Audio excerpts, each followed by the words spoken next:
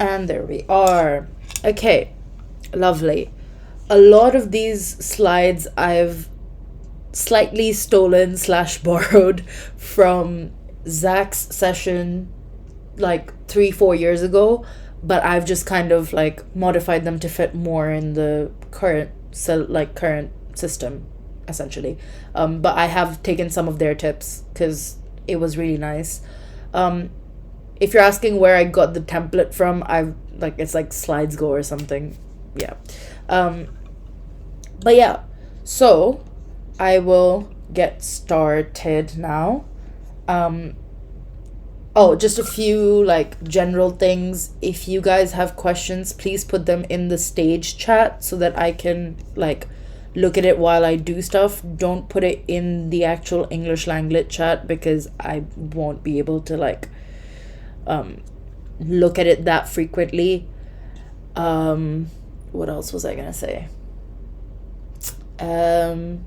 Yeah, if there's any urgent questions or if there's someone in if you think I'm saying something wrong, ping me because I might miss it over because chat goes really quickly. There will be a recording. I said that already, but there will be a recording and I will put up the slides both on in the chat and I will ping the M25 English role so you guys should all be able to see it because I'm guessing most of you have the role already, but I will do that. Yes, I will go through general run through of paper one as well. That's part of my slideshow. Yeah. Is there any other questions, concerns before I get started?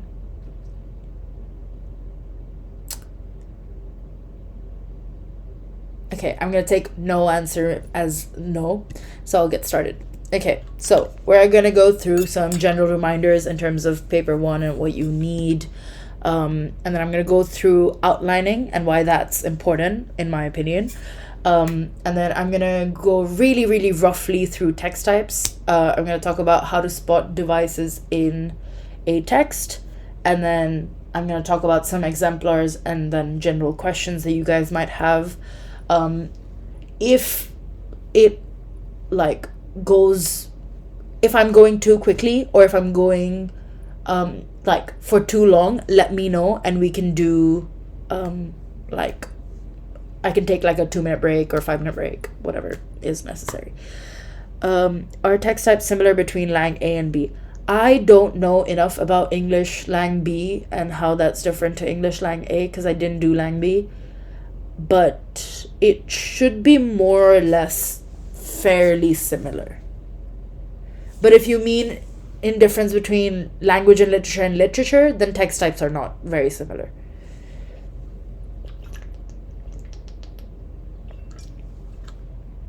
Depends on which one you mean. Acquisition is still more fun. Okay, if you mean English A and English B, text types are not similar, same something or the other. You'd have to do it separately, I think. But I could be wrong as well. Some of them, because the thing is, when you do language acquisition or language in B, they don't expect you to know, like, no, I don't think Lang B has lit analysis. But language B, like, whether that's English or another language B, it would not have the same types of text types because in language A you're required to analyze the more nuances and more like you're trying to analyze a text, while in language B it's more you're right, like there's more writing the actual text type rather than that. In terms of recurring text types, I will talk about it when I'm talking about text types, but one that you should know absolutely as a LangLit student, in my opinion, is infographics. Every single year, I feel like they've had at least one infographic out of the 2 questions. And an infographic can be really, really, like, I feel like they always have an infographic, in my opinion. But yeah. Does that make sense?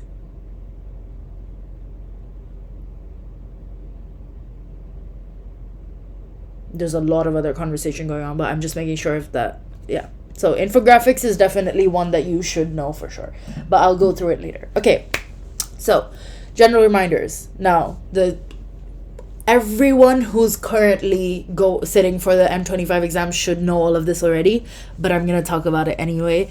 So the difference between HL and SL will be you get the same exact paper, but SL gets to choose one out of the two, and HL has to do both of them. HL gets 2 hours 15 minutes, SL gets 1 hour 15 minutes to write the paper once, right? Now, both SL and HL get 5 minutes to do reading, but you're not allowed to write anything. So, before I go into reminders, thing about duration is in English, both paper 1 and not 5 minutes per text, you get 5 minutes reading time for the question. The 5 minutes is not included in the 2 hours 15 minutes, no. So basically you'll get a 5-minute reading time when they give out the papers, and then you get to start doing whatever you want in the next 2 hours 15 minutes or 1 hour 15 minutes if you're SL. Right. So the thing about duration in English LangLit or literature even is that you have a lot to do in the small amount of time that they give us. So in the 2 hours 15 minutes or the 1 hour 15 minutes, for HL it's it is a tougher job because you have to write 2 essays in 2 hours 15 minutes, while SL can focus all their energy on one for 1 hour 15 minutes. This is paper 1, by the way. Everything I'm going to discuss today is about paper 1. I'll do a paper 2 session later on, either next week or the week after, whenever I have more free time. Right. So it's difficult to do 2 whole essays with enough I'm going to say motivation as the word, but to have enough energy to be able to write 2 continuous essays in 2 hours and 15 minutes takes a lot more from you than the SLs focusing on one. But for both, I would say it's really, really important to utilize the 5 minutes that you get as reading time.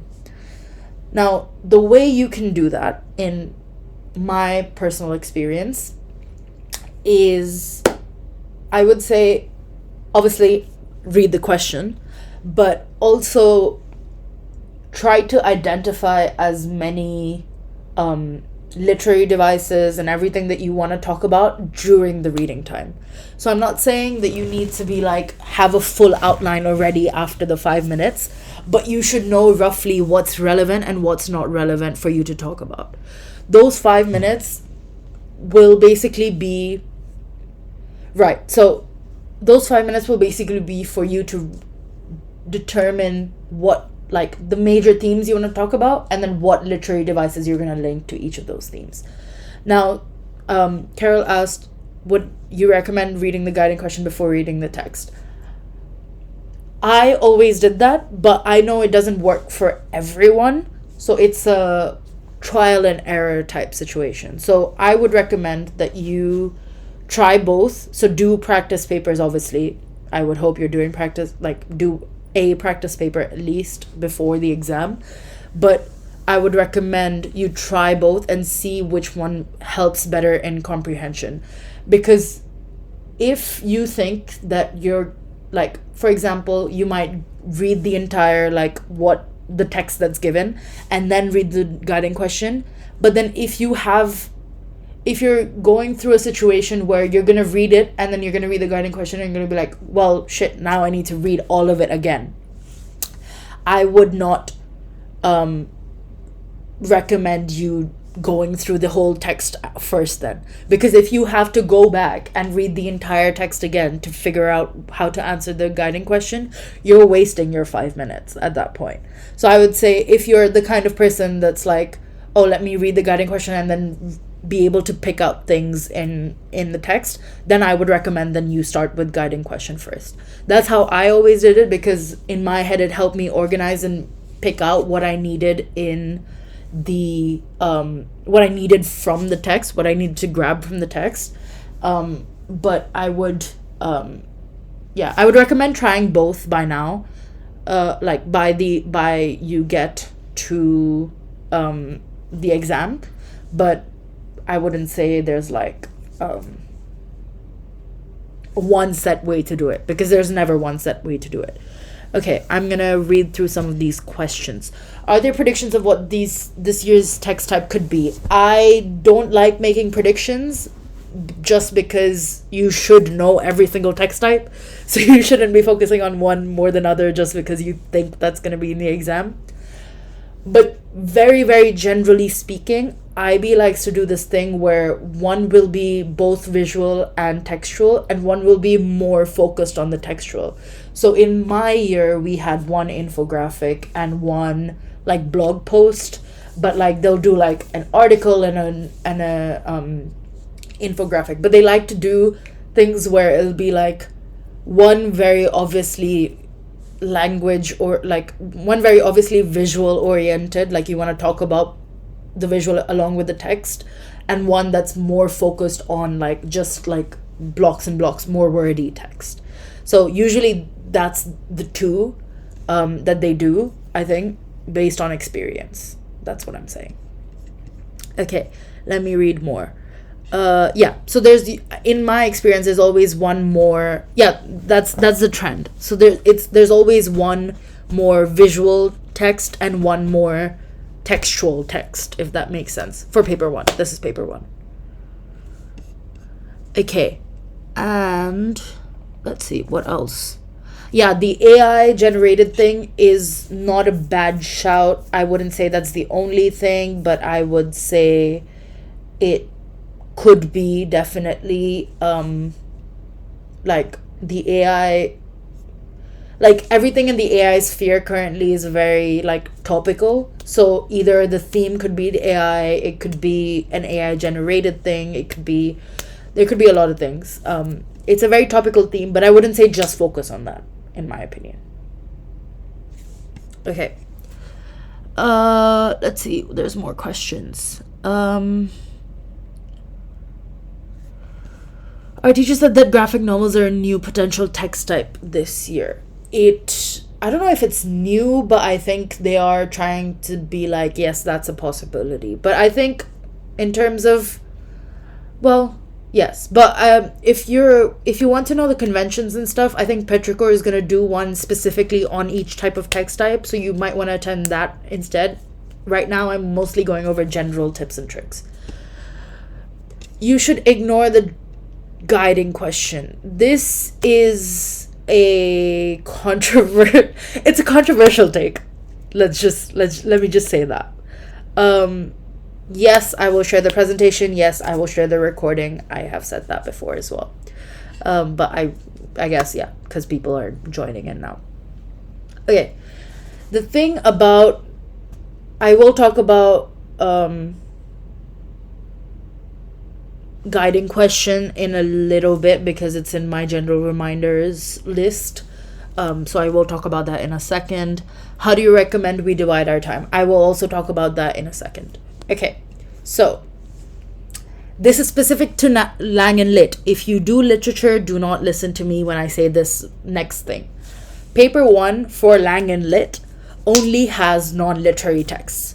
So you will not be analyzing Persepolis or 1984 or like a poem or something like that. Those things are literary texts, and that will not be there in paper 1. Paper 1 is all about non-lit. So things like political cartoons, advertisements, like cartoon strips, what else is there? Articles, stuff like that. Those are all non-literary texts. Those are the only things that will be asked in paper 1. You will not be asked how to analyze a prose or poetry or novels or things like that. That will never be in a paper 1. You guys should know this already, but if you don't, it's good to remember it's all non-literary. This is not relevant to literature. This is only relevant to LangLit. For literature, it will be literary text, I think. Okay. So the next thing is, a good thing to remember always is peel structure. Peel is just like a paragraph structuring technique, I would say, which is an acronym for point, example, explanation, and link. Now, lit is literature, and lang and lit is language and literature. That's the difference. Oh, literature basically, okay, so for people who don't know, literary texts and non-literary texts are two different types of text types. Non-literary texts are anything that's not a book, a prose, a poem, a short story, anything that's prose, poetry, and plays. Those are the three main categories, I would say. But in prose, there's stories, short stories, there's novels, etc., etc. All of those are literary texts. So that's what you do for paper 2. For example, you'll do graphic novels like Persepolis. You'll do plays like Doubt or The Crucible or others, and stuff like that. All of these are great questions, but keep them for when I'm talking about that specific thing, just so I know where I am. What was I saying? Graphic novel is a prose. The way it shows up in a paper 1 is not graphic novel, it's cartoons. So you'll get cartoons from like magazines or newspapers, and those you'll get like one strip essentially, or a page, and that'll be cartoons or comic strips, and those you get as that you get to analyze. Graphic novel, as the word says, it's a novel, so it's a prose.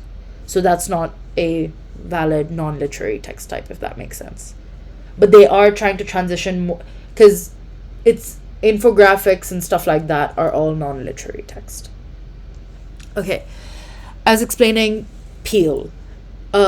So peel is what I would mostly recommend to use in your body paragraphs. Peel basically means point, example, explanation, and link. So you make a point, you provide an example directly from the text, you give an explanation as to why it's relevant or as to why it supports your point, and then you make a link to the main question. Other formats are fine. For me personally, peel works great. If it doesn't work for you, it doesn't work for you. That's okay. But as long as you're making sure to have evidence, explanation, you're linking back to the question, you're making an actual point, as long as that general element is there, it doesn't matter if it's in that exact structure. How many peels do we have per paragraph? That is a personal choice. But I would recommend not too many. Yes. So don't write too many. Like when you're making, I'll explain more about structure later on, but I think peel is a general like way to make a point better. But I think not more than like 2 peels per paragraph, I would say 2 or 3. Also, guys, any questions that people are asking, I'm gonna answer. So I would prefer if not everyone tries to answer them in the chat, just so like I can look at all the questions. But it's okay if you do. I'm just to make sure that I like can see all the questions, because I'll lose track of them otherwise. What else was I gonna say? But yeah, no, if you do have comments to add to what I've already said, you can still do that. I don't mind.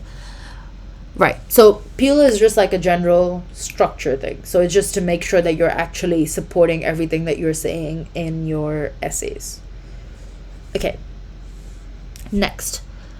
Oh, someone asked, when we quote from the text, do we put line number in brackets? Either you can put it in brackets, or you can say in line this. Like in line number blank. If it's like line 52 or something. So you can just say like in line 52.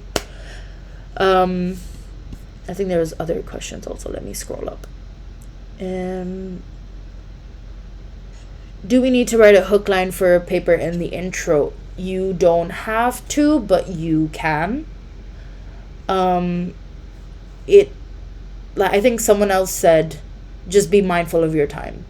That I would agree with completely. If you think that coming up with a hook line is gonna be difficult, like, don't bother. And honestly, sometimes hook lines can also be cliched, which, like, examiners will kind of be like, I don't really like. It's just, yeah. It's personal preference, I would say. Okay. How difficult is it to get a high grade for paper 1? It can be, well, depends what you consider a high grade, firstly. But I think a 6 shouldn't be hard to get. Is my personal opinion. A 6 is achievable. A 7 is harder to reach. But that's, again, personal opinion. So, I mean, how difficult it is for you / for someone else is not going to be the same. How do we quote in visual text? Now, this is a good question. You can either... So, for example, if it's an infographic and you're trying to quote a specific, like, bit of it, or like a specific... If it's text that you're quoting, then do actual quotes. Obviously, just quote what it is. It's not... Don't say in this line. Just say that's the word that you're analyzing. If it's, like, visual things, then do a really, really short description of it. So say in the icon of... So for example, if it's an infographic and you're trying to explain how icons as a visual structure is very useful, you can say the icon that is red or blue or green, or like the icon that represents this. Like, just like be literal about it, but try to keep it as concise as possible. How concise should the intro be? In my opinion, it shouldn't have too much of what you want to explain in your actual essay. Your intro should basically be the overarching theme that you want to talk about, tackle the guiding question, and give a... I'm going to go through what are good intros later on as well, but basically it should provide a... what my teacher used to call signposting, but also a, like list of things, essentially. You don't just want a list, but you should be like, okay, I'm going to talk about this, this, and this, and that should be evident in your essay. The point of the intro is that you're guiding the examiner or the reader as to what the rest of your essay is going to be like. What would be a good hook? I will talk about it later. And then, okay, specific devices. So that's what I was going to talk about next. Specific devices you don't need to memorize. So things like anaphora or anadiplosis and stuff like that. Like, it's something that's really, really specific like that. You don't always have to remember. If you do remember them, it's great. You're just like showing that you know, and it helps with criteria D and A, I would say. I don't know D, but A, I would say, in my opinion. I think D is fairly easy to reach in general. Sure, yeah, specific language works. So D and A. A, it shows that you know and you actually understand what's going on. But D is like specific language, so it does add. Could bolded text be a replacement for subtitles / titles, or would you be dot points? How... I don't know what you mean in that context. In the context of a paper one, I'm not sure I get what you mean, but if you want to rephrase that in a way where I can understand. For different fonts, how do we mention that? Do we need to know the difference? No, you don't need to know the different fonts, but one thing that I'll talk about this a little bit later as well. So I'm gonna put a pin on that question, and I will talk about that like a couple minutes later, just so I can make sure that I'm moving across my slides at least, because if I just keep answering the questions, it's a little bit difficult. Okay, so make sure to provide adequate evidence for any point. This is probably the most common mistake, and this is what's separating you from a higher grade, I think, is evidence. You need to provide very, very specific and very, very adequate evidence for literally any point that you're making. Everything that you're saying, every point that you're making, everything that you're claiming that the author or the creator is doing, you have to show how they're doing that. And the only way you're going to show how they're doing that is by picking out the specific things that they're doing in their text. So if you're going through, like, if it's like an article, then pick out the actual words that they're saying. If, like, always try to quote. I know in paper 2 we say we don't have to memorize quotes. In this, we have the advantage of having the text right in front of us. So we should be able to pick out the specific evidence from the text types that have been given in order to be able to make a good enough argument in your essay. Does that make sense to everyone?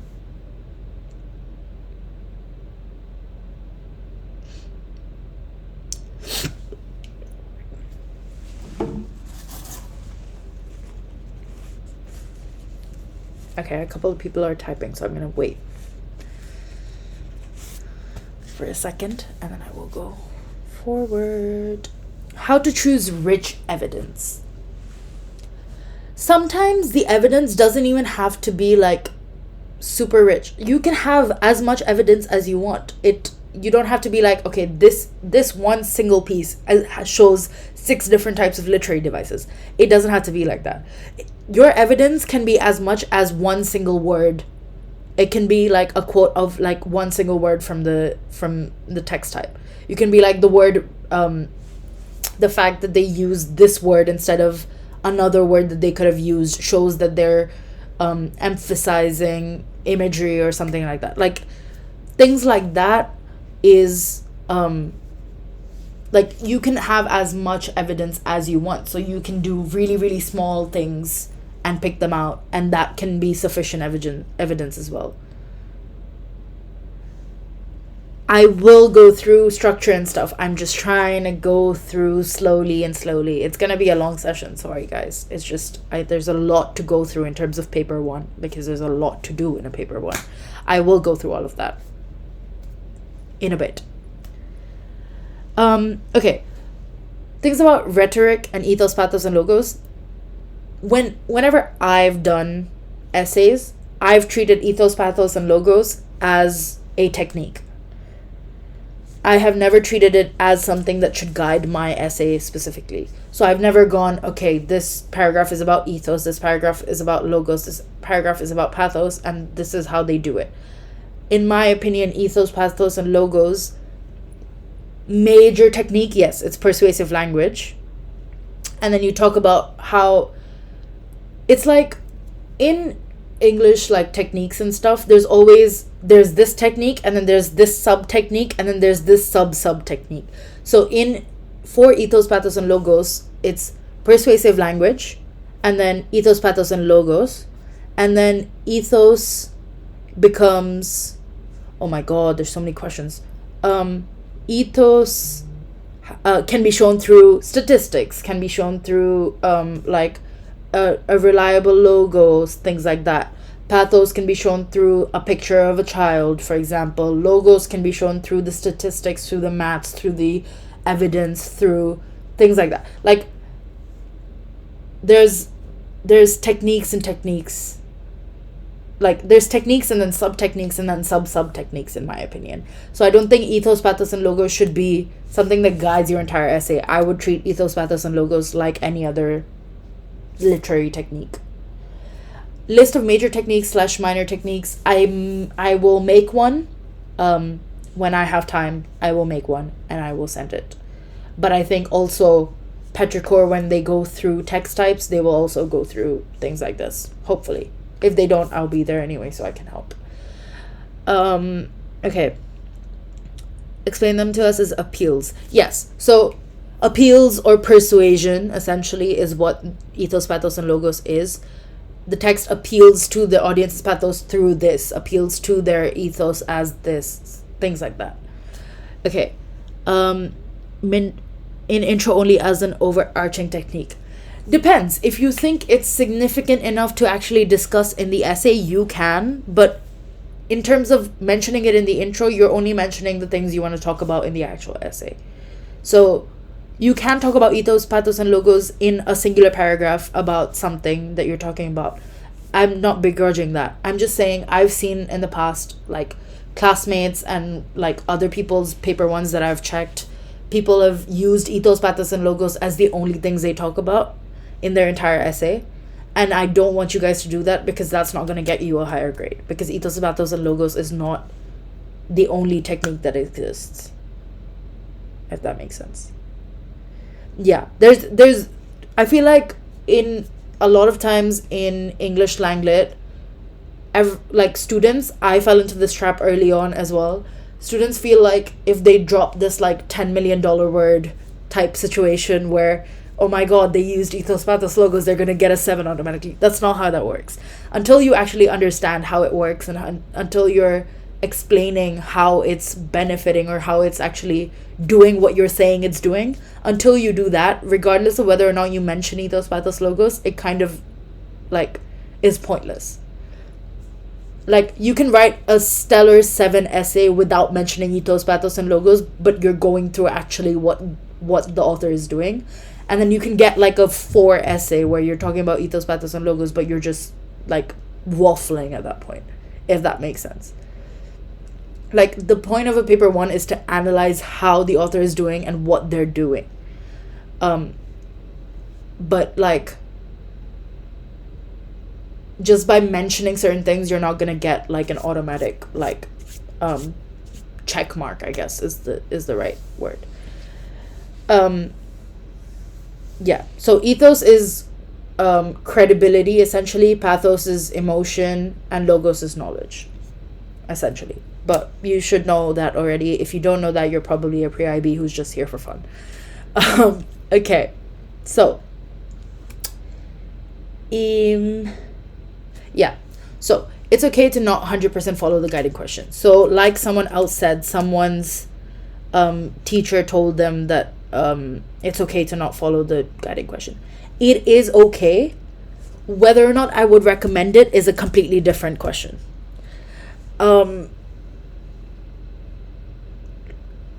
So the thing is, the guiding questions are there to essentially, it's basically how a examiner knows what you're talking about and knows what to mark about what you're talking about. If you don't follow the guiding question, it's very easy to fall into the trap of like completely like disappearing your in your essay, if that makes sense. Like, it's the IB makes guiding questions to make our lives easier. If you try to be like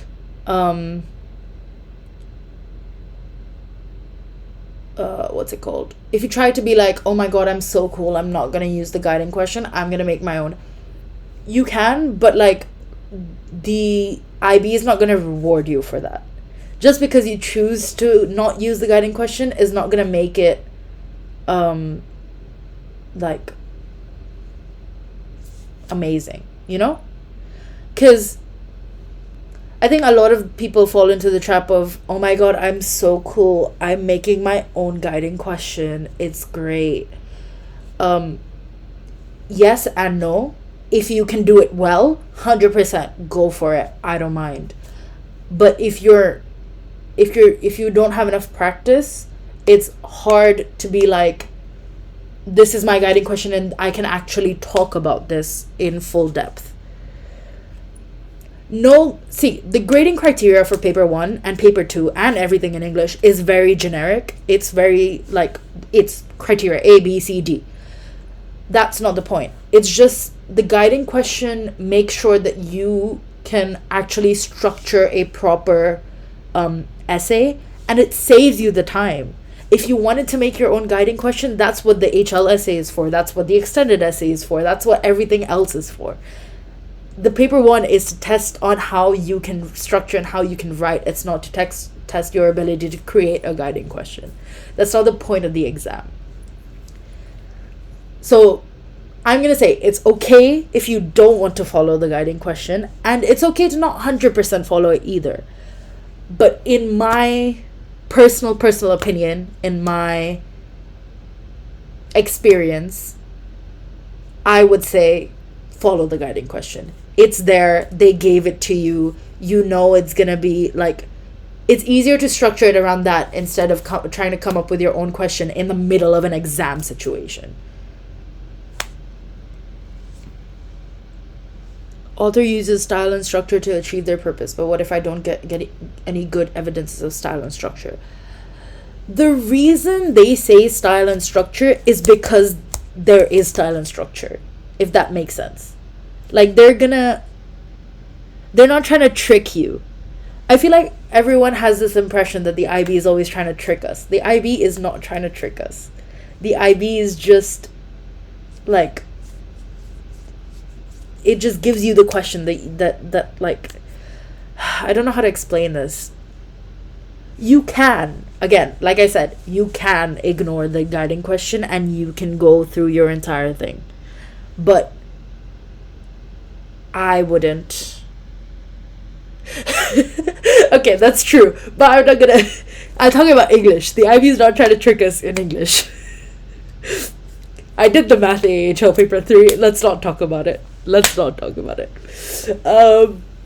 RIP my math grades. Anyway, so in my personal opinion, I would just go with the guiding question. If you don't want to go with it, it's a personal choice. I don't mind. Like, obviously I'm not checking your paper, so I don't know why I would mind anyway. But you know what I mean. Like, you can. If you think you can do it well, go for it. But if you're asking me for a recommendation, I would say stick to the guiding question. If that's where I'm gonna leave it. And then yeah, if you prefer otherwise, go for it. Okay, next. I'll go to the simpler one first. Keep your writing legible. Guys, handwriting is a major like simple point. Keep it as legible as possible. If they can't read your handwriting, they cannot mark your papers. You want them to be able to mark your papers. That is the goal. So I would recommend practice as much writing as you can, especially for HL students. Because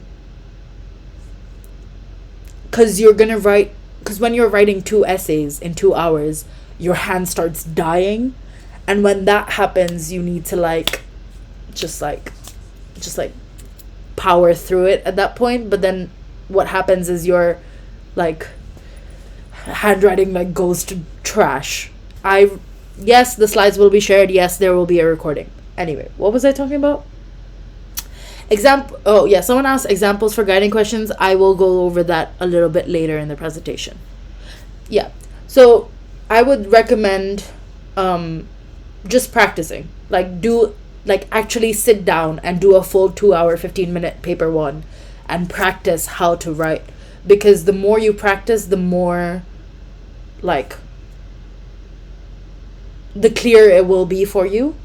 And the more you practice, obviously, the less worse your handwriting becomes. So practice, guys. But that's a general point anyway. Always practice. Okay. Explain how the device helps fulfill the purpose. Now, this is really, really important. Yes, provide evidence, but you also need to provide why that evidence is relevant. You don't want to just be like, okay, this is this author does this through this, and that's all you say. That's not a good enough a good enough peel, if you mean. You can't be in this infographic, the author adds statistics, full stop. Okay, but what does the statistics mean? You know what I mean? Like, I would recommend you have to explain why the device is useful and why it is contributing to the purpose of the text, and link it back to what your question is. And then, yeah, so that would be the thing. Difference between point and link. I will come to it. Do we always need to have two purposes? No. Why would you always need two purposes? You don't have to have two purposes. It could be one purpose. It could be multiple purposes. It could be... I don't think you have to have two purposes. But you do want to talk about the audience and the author and their relationship, which I will get to later on as well. Okay, another thing, make sure your grammar is correct. Guys, it's like you're writing an English paper, you have to have good grammar, good spelling, good things like that. They don't deduct marks for spelling, but if it's bad enough where it's interfering with coherence, then please, like, just avoid it, if that makes sense. But yeah. Is there other questions?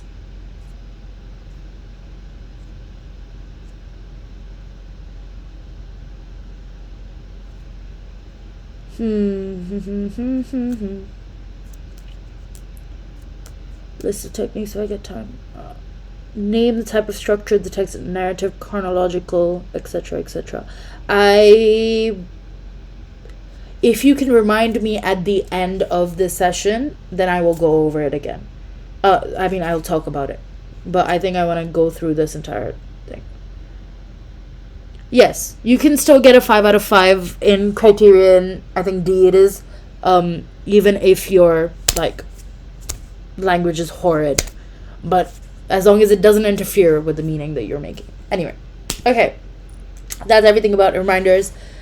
Are there any questions relating to anything that I've already said? Because I know there's a lot of questions in chat right now. This is what happens when there's like 40 people in the session. But okay, good. I will now go through outlining and why I think it's really important to do. Yeah. So, this is probably the biggest tip I can give you today, which is write an outline. I'm pretty sure you've heard it many, many times from your teachers in school as well. And your English teachers are probably like, please write an outline, please write an outline. And you're probably like, I can't be bothered. In my experience, opinion, whatever you want to call it, I would recommend that you do write an outline. An outline is very, very, very, very useful, especially if you're an HL student. So obviously, once you're given your text, like I said already, you have 5 minutes to read through it, and you're not allowed to write during this. But even after this time has elapsed, you can still read. You have to remember this. Just because they give you only 5 minutes of reading time doesn't mean that's how you have to constrict yourself to reading. You can use as much time as you want in reading. All it's going to do is eat into your writing time. But that's okay as long as you actually understand what you're writing about. Okay, guys, this, let me just, there's so many questions. Dear God. Yes, knowing what you're talking about because of the outline gives you a confidence, definitely. Questions about paper 2, I will address another time, not right now. This is only paper 1 today. Is it true we can ignore the guided question? Yes, you can. I would not recommend it personally, but you can. What's an outline? Is it just a thesis? I will go through what I mean by outlining. How do we avoid overcramming the outline? I will also explain what you want to put in an outline. I will add that as well. Would you recommend ordering them in order of importance? I will go through that as well. Give me a second. I will answer those questions as well. And what I mean by outlining, I will go in a second as well. Is there any questions? Sorry, if there's so many questions happening at the same time. In my personal experience for my mocks, I decided to give 20 to 30 minutes for reading. That, yes, if it works for you, you can, 100%. This is why I think it's really important to do practice tests, which I'm considering if I want to do a session where I just make you guys do a paper one, and then I'll check them all. I might do that. Let's see. If I have more time, I might do that. But yeah, you have to do practice, because if you don't do practice, you don't know what's going to work for you in the exam. You've had 2 years of English, Lang, and Lit. You probably have done a lot of paper ones in that time. But if you haven't, now's the time. You have the next month or so. Use it as best as possible. You need to do as much practice as you can. Because if you don't practice, you don't know what's going to work in the exam. And if you try to do like certain things that people have advised, for example, like anything I'm saying today or anything anyone else has said that has been like, oh my God, I might try that. If you go ahead and try it in the actual exam, it could be a problem. Storm, I said I'll explain what I mean by outlining in a second. Sorry. I'm going to go through it in the next bit. Just give me a second. But yeah, exam is not the time to get creative, is what I was saying. Like, that is not where you want to be like, oh, let me try this brand new technique I learned from this other person. That's not what you want to do in an exam situation. You want to practice it while you're doing practice papers beforehand. But yeah, so so definitely anything you want to try, you have to do practices for. Okay, yeah, so the point of the reading, you have to think about how the author is doing what they're doing, and why are they doing what they're doing. So the why is the purpose of their text or the purpose of what they're doing. The how are they doing it are the specific devices. How is it making you feel is a good thing, because you always want to talk about how the audience feels when looking at that specific text, etc. Okay, so now I'm going to go through what the differences between annotating and outlining is, because I feel like a lot of the times we are really inclined to be like, okay, there's this. Like, that's a very, very, very, like, common issue. Definitely, annotating is also really important. Annotating and outlining are probably the two most important skills you need for a paper one. Well, besides being able to write. But you want to, like, do both of these in the beginning of your essays. How long the session will continue? However long it takes me. I don't know. Guys, I never have an estimate for how long my sessions take. Last time I predicted like 2 hours for a bio session, and then instead I split it into 2 different sessions of 2 hours each. So, like, let's be so for real. It's gonna take me as long as it's gonna take me, because I yap a lot. Sorry. Anyway, what was I saying? Annotation and outlining. About Kairos. Kairos is a difficult one for me to explain now, but I might talk about it later on, if that's okay. Yeah, sorry guys, I'm really slow. I'm sorry. There's a lot of yap. Anyway. Okay, I'll go through annotating and outlining first, and then I'll talk about Kairos and other stuff when I'm talking about text types. So, things you want to annotate. Key events in the text, devices, quotes, global issues, features of the text. These are like 5 things. But mainly, I would say pick out like really impactful like quotes and stuff that you can use as evidence. Features of texts, so things like specific features that are specific to certain text types. So things like in an article, there's headline, image, body, intro, stuff like that. Those are features of text, and then devices that are being used in those features and stuff like that. So you want to annotate all of these when we're doing, like, when you get a paper one. The way I would go about annotation is when you get the 5 minutes, when you're reading through in the 5 minutes, when you're reading through the text for HL both texts, but for SL one text, when you're reading through it, try to find those things and like do it in your head, like quote unquote annotation, but you're not doing with a pen and pencil because you're not allowed to write during your reading time. But I would recommend you pick out these things and be like, okay, this is this, this is this, this is this, this is this. So as soon as your writing time starts, you can annotate really quickly. So you spend less, mental notes. You spend less time actually doing the annotation, but you've picked it out already during the reading time. That would be my advice in terms of annotation. So like, we'll do an annotating exercise in a bit, but basically, like, for example, if you've been given an article, you can be like, okay, this image is relevant, like this, in your head, be like, okay, this image is a good thing, the headline's a good thing, this specific phrase is a really good thing, this is a good thing, I see this device, this device, this device, this device, all in your head. And then as soon as your writing time starts, you can go back really quickly, annotate everything that you annotated in your head already, but just write it down so you don't forget it when you're writing the essay. Another good point of annotating is that when you're annotating, you're gonna automatically pick out the evidence that you need for your appeal. Yes, you're allowed to write on your question papers. This is a really, really important, like, I feel like a lot of, like, schools say no, but I'm pretty sure you are.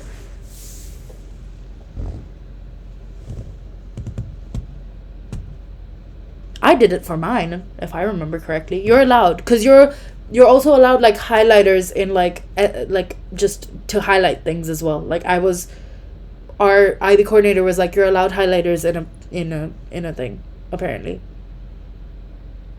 but I don't know.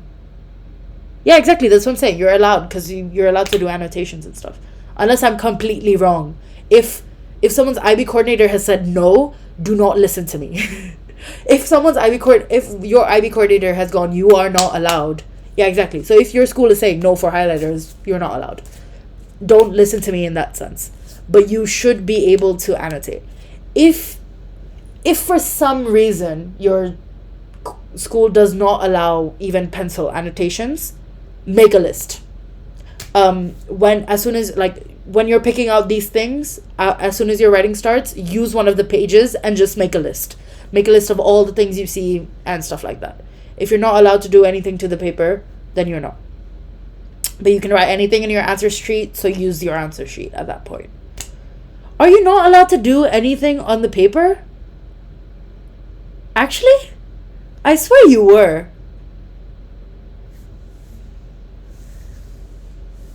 I don't know. They might have changed rules. It's a school thing, because we were allowed. Yeah, it might be a school thing. But again, like I said, if your school does not allow... Well, no, mocks is different. In your finals, you're not allowed to take the paper home. But, for example, if you're in your finals, they say you're not allowed to annotate actually on the paper, I would recommend when you're picking things out in your reading time, after the writing time, write it down on your answer sheet and then just like cross it out and say do not mark. Yeah, things like that. But yeah, it might be a school rule. Yeah, if whatever. Yeah, so I was talking about so that's annotation. And then outlining. Sorry, this is what happens. I get derailed by conversation. So outlining. What you want to outline is text type. What's the text type? That's probably the most obvious one. Purpose, audience, context, and then quotes from the text, your analysis, and organization of the text. Now let me go through this in more like specific thing. So text title, this is like the intro essentially. Text title, text type, context, audience, purpose. This you want to talk about in your intro. You want to say the text titled "This by this person in" is a New York Times article. So for example, the example on the right is from a article called "Why Plastic is Harmful." So a good example would be for the intro would be this is the text type, this is the context, when it was written, what it was about, who the audience is, so who it's intended towards, and the purpose of the text. So what is the overarching goal of the author with that text? That's what you want to talk, that's what you want in your outline to begin with, because those things you want to include in your introduction. You want to talk about like the main purpose, you want to talk about who the audience is, and you want to keep that in mind throughout your essay. So you want to write those down first. And then for when you're creating your outline, I would recommend creating an outline in terms of body paragraphs. So for example, your first body paragraph, talk about, okay, so devices, evidence, explanation, importance. Or you can do it in terms of peel as well. Whether or not you want to do, yes, this is paper one. Whether or not you want to talk about, whether or not you want to make your essay about, your body paragraph, I lost my train of thought. Whether or not you want to make your outline in terms of peel or in terms of devices and then the evidence and stuff like that, you can do either, but I would recommend definitely your outline should have what devices it is, where it's from, why it's relevant, so the explanation, and the importance of it in this sense. Someone asked about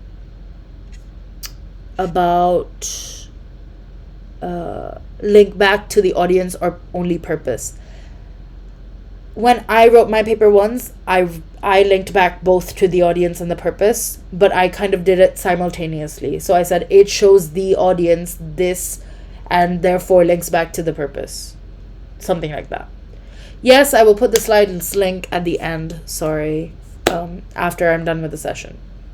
How important is it to find the underlying purpose? There's the obvious purpose and then there's the deeper purpose, which our teacher said that we should emphasize to avoid making our analysis generic. That is a good point. There's always a more obvious purpose, but the thing is, not every single not every single text will have an underlying purpose.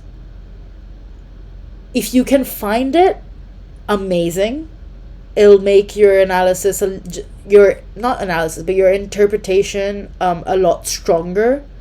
But it's not... Okay, the way I'm going to phrase this is, if you can't find the underlying purpose, that doesn't mean you're not going to get a 7. If that makes sense. That's not the one thing that's standing between you and a 7. If you have it, it's helpful. If you can't find it, and because sometimes there will be no underlying purpose. Sometimes they'll just be what it is on face value. Sometimes, there's no underlying purpose. So just, like Apollo said, do not force it. If there's nothing that you can find, don't be like, oh, but there's also this. If it's not there, it's not there. You're not going to be able to find something, completely novel. But if you can find it, it will help. That's how I'm gonna phrase it. About hooks, I will talk about them later. I'm talking about outlining first. Okay. Does everyone understand how to do an outline? Not to have body paragraphs. I don't know what you mean. I don't know what that means. Okay. Does it matter if I have 2 main body paragraphs or 3? IB does not care. IB does not care. you could write a 5 paragraph, like,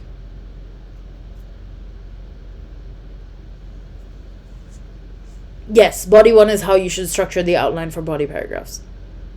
In terms of, there should be a point, why that point, like, so there should be a device, why that device is relevant, where the device is seen, and stuff like that. Does that make sense? Okay. Outline is structure of your response. Yes, you're right. Whether or not you have 2 main body paragraphs or 3 main body paragraphs or 4 main body paragraphs does not matter. Like, the IB really does not care about that. As long as it's okay. As long as it is a coherent structure, it doesn't matter. Is my not so professional opinion. Yes, yes, but also it has to be structured. It's not, how do I put this? The point of you having a structure is for criterion C. Criterion C is coherence, I think, is that the right thing? Whatever. Coherence and stuff like that. So your structure, regardless of whether it's 2 body paragraphs, 3 body paragraphs, 4 body paragraphs, in my opinion, doesn't matter, as long as you're making sure that it flows well and there's actual coherence in the way you've structured it. If you do only 2 body paragraphs, or if you do 4 body paragraphs, there has to be a reason why you're choosing to do that many paragraphs. That's the more important part. Okay, let me read more things. How do you turn the explanation into a full-on analysis? The way you turn it into an analysis is explain what the purpose of that specific device or what that specific like anything that you're talking about is. So analysis is more about like finding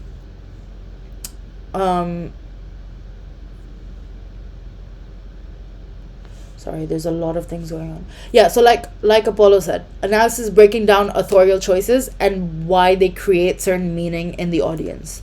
So oh my god, guys, if you have questions that are not directly relevant to the presentation, put them in the M25 chat, because I will not be able to concentrate on this presentation if I am looking at everything. So if you want to share your paper 1 writing, ask me in M25 English LangLit, and I will answer there when I have time. Okay. So yeah, so like Apollo said, analysis is specifically about authorial choices and textual meaning and why that's relevant to the audience and the purpose that you're trying to explain. Okay, someone said on animals having human jobs, and well,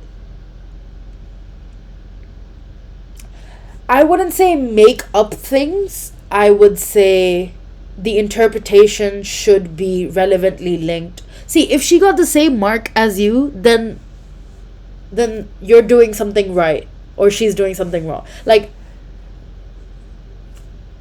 she's not extremely benefiting from her way of interpretation, if that makes sense. My point is, don't make things up if they don't exist. Like, the way I would look at it is, no, it's okay. Let me just breathe. Hold on. Sorry. I'm just talking a lot. The way I would look at it is, don't try to find meaning where it doesn't exist. Just because you think there should be an underlying meaning doesn't mean that there is an underlying meaning, and that doesn't mean that you have to find it. If you just talk about your... Okay, please...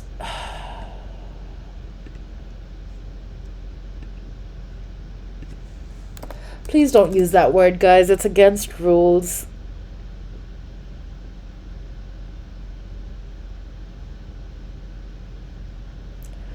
Anyway, no, it's okay. Just please be mindful of the rules. Okay, wait, let me drink some water. Give me a second. It's a lot harder when it's online, guys. If I was teaching this in person, it was so much easier. Okay. Okay. Not you scrolling through my Spotify. What the fuck? Stop stalking me, guys. Anyway. Whew. Okay, yeah. So any interpretation that you're doing has to be within the bounds of like expectation. Don't try to, again, I've said this again before, but I'm saying it again to emphasize. If there is anything that does not like come to you automatically, or like even on digging it doesn't come to you, it doesn't, like, not everything has to have an underlying meaning. Don't try to find meaning where it doesn't exist, is all I'm gonna say. Okay, I will keep going. I don't mind there being questions in chat. Just try to keep them relevant to what I'm currently talking about. And then if I don't discuss anything by the end of the presentation, put all your questions and then I will answer all of them at the end. Okay, introductions. Introductions are a tricky beast. Probably less tricky than conclusions, but still tricky. Introductions, someone asked how concise they have to be.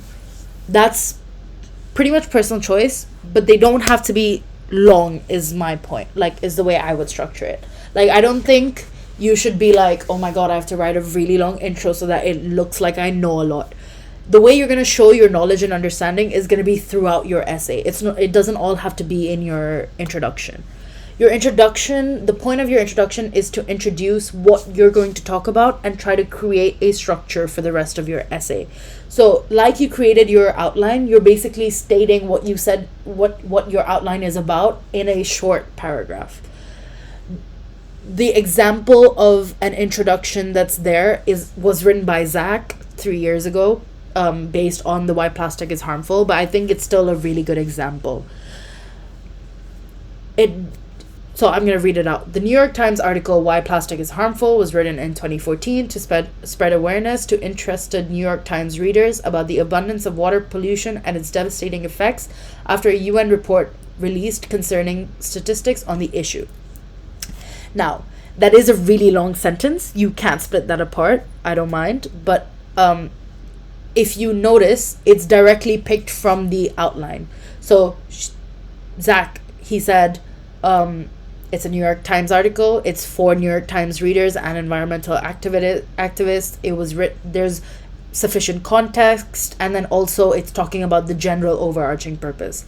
I think that's a really strong opening, and this is why I don't think you need a hook, because you're not trying to write an argumentative essay, if that makes sense. You're not trying to argue a certain thing. You're trying to analyze. It's an analytical essay.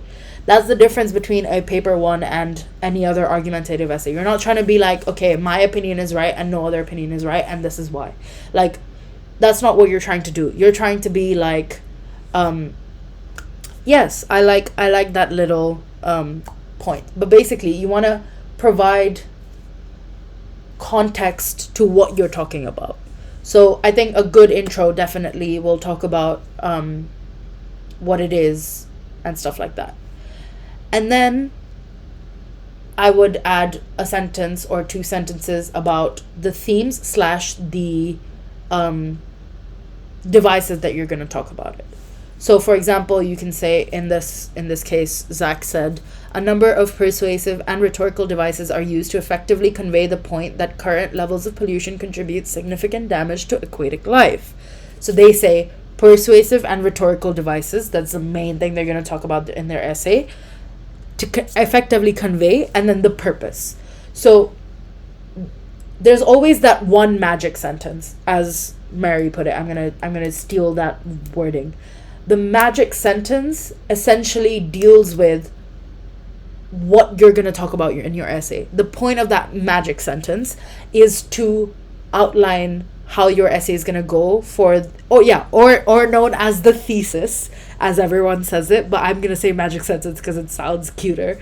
The magic sentence is basically to make sure that your reader slash your examiner knows what you're going to talk about in your essay and knows what to expect as it's coming through. If it's if you don't have this thesis slash magic sentence, the point, you lose a little bit of coherence points and structure points, because what you want to do for your reader is to make it easy to track your essay and easy to track what you're talking about. And if you do that in a single thesis in the beginning of your essay, in your introduction, then they know what to expect and they know what's coming. But the important point is that you don't overpromise or don't underpromise. So you don't want to be like, okay, I'm going to talk about this, this, this, and this, and you give 4 different points, but you only write 2 paragraphs and you only talk about 2 of them. You don't want to do that. Your intro should not come as a surprise for anything else you talk about in the essay. It should be exactly what you're talking about in the essay. A tip that some people prefer to use, and my teacher also said if you prefer it, you can do the intro at the end or write the thesis at the end. People do that. I think it's completely fine if you want to do that. It's a personal choice. You can be like, okay, write like the basic intro, leave like 2 or 3 lines for a thesis, and then do your essay and then figure out as you go, and then add a thesis at the end. You can definitely do that. That would be a personal choice, but you can do that. But I think a way to avoid that is the outlining. If you've made a good enough outline, you already know that you're going to be able to do it. If you think that your outline is too long, then you should correct it earlier rather than be like, okay, wait, I'll wait until the end to write the introduction. Again, it's a personal choice. If you feel like you do better if you write an introduction at the end, you can still do that. There's no issues if you do it. Yeah, that's not bad. You can do that. You can write. So I wouldn't say leave the entire remaining page, but I would say leave like half like a little, like 3-4 lines after your intro if you want to change / add anything.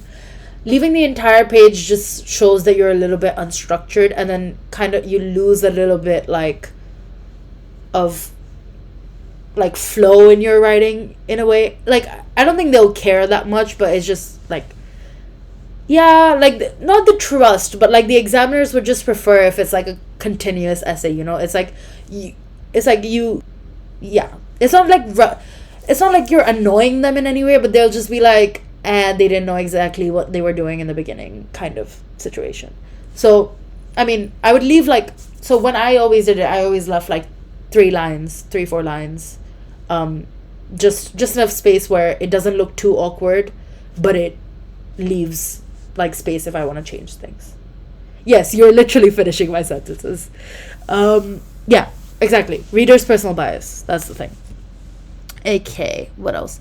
Is it okay to leave the rhetorical devices vague in the example, or do you suggest we be more specific in the thesis? You don't have to be more specific in the thesis, but I think one of the ways you can tackle this is, like I talked about, there's major and minor techniques, and each major technique has some minor techniques that link back to it. And I think you can mention the major techniques in your essay, in your thesis, and then you talk about the more minor techniques in your actual body, if that makes sense. I will talk about major and minor techniques later on also. But yeah, does everyone kind of know how to write an introduction? The main elements you really need is you want to provide context for what your text is, you want to talk about what the genre is, and you want to provide a guiding statement, the magic sentence, or if trigger warning, thesis. So yeah, that's what an intro should have. So it doesn't have to be too long. It doesn't have to be super short either. You don't have to be like it's gonna be like one sentence. You don't want to do that, but you don't want to make it like too long either. Not be like, okay, there's this and this and this. You want to save some of that for your actual body. Okay, not the T word goes crazy. Yeah. Yeah, the IB you want the IB examiner to give you that 1 mark, definitely. Yes. Introduction will introduce the topic by using clickbait. Do not clickbait your examiners, guys. That would not be fun.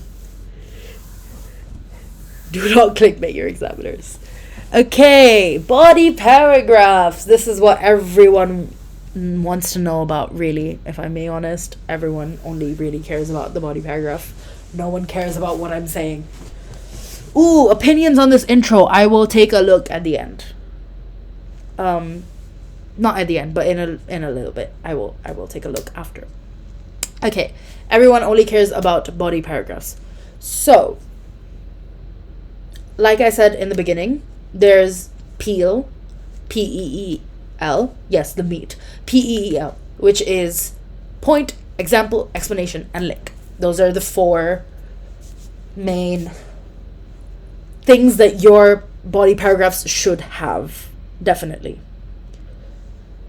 Does the 3 points for the 3 body paragraphs have to be quite different and unique on their own? I will talk about that in a second. Let me talk about peel first, and then I will come back to that. Give me a second. Okay, so the point is your main argument. The point should link back to the purpose of the author's text. So your point should be something along the lines of, the author shows blank through blank to fulfill the purpose of blank. That should be the first sentence of your paragraph. It should be, like, for example, let me go back to this intro. If we want to talk about, what's it called? Current levels of pollution contribute significant damage to aquatic life, and it's talking about persuasive and rhetorical devices. So you're saying, the author persuades the audience that levels of pollution contribute significant damage to aquatic life through dash, and then stuff like that. Go on, and so on and so forth. So that should be your main point. Your main point should have your main argument. What are you talking about? What devices are being used? And how do they help to fulfill the purpose of the text? So here you mainly want to talk about purpose. I think a good thing to include there could be conveys to the audience this purpose. But it's a main choice thing. Okay, example. So when you, in your point, you're talking about a device, the example should be how that device is shown. So it can be a quote, it can be a description of a specific thing, it can be a description of the events, it can be paraphrasing. That can be personal choice, especially if it's a visual text, then you might have to describe it rather than quote it. But you want this example to portray the point that is mentioned in, this example should have the device that you mentioned in your point in the first sentence. And then you want to go into detail and analyze. So you want to talk about how this device, or in this situation, is helping to make your point. So for example, you would say something like, when should we quote instead of paraphrasing? Depends.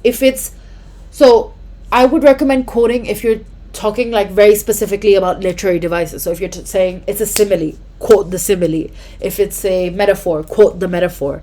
But if you're only talking about, like, for example, if you're talking about like narratives or something for some reason, I would say you paraphrase. Yeah, so when you're analyzing the actual language and not the meaning of the language, then you quote.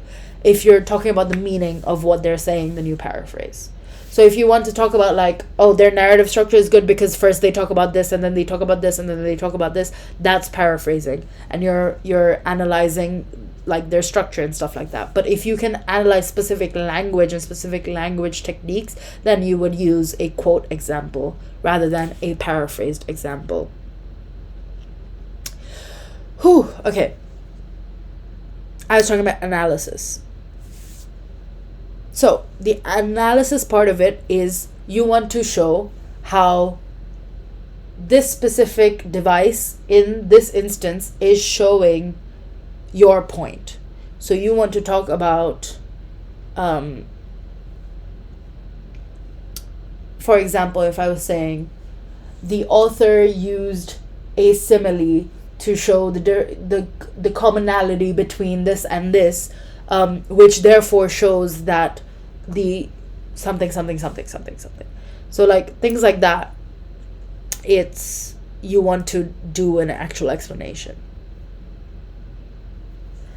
So yeah, that's the explanation part. So that's where you analyze how the device is supporting your point that you made in your point. And then link. So link is where you link back to a thesis statement or argument. So you link back to what you talked about in the beginning. So you wanted to say, okay, this is relevant because this. This effectively portrays this because of this.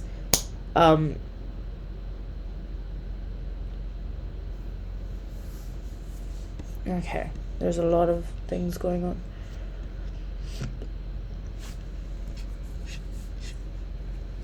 Okay, I'm not reading theirs yet, so that's fine. Yeah, so if you're explicitly saying a device, then quote it usually. Link it to implications. Yes, you can do that. So the point is that you're trying to link it back to the thesis statement. So likely your thesis statement will have the implication already. Okay.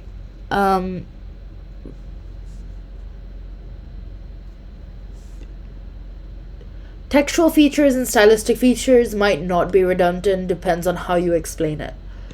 Okay, what else? Skillfully is fine. In my opinion, it's not too judgmental. You don't want to give a... They don't care. Okay, someone asked Peel or the other one. I would say it doesn't matter as long as it has the same main like points. So you want to use... Oh my god. Okay.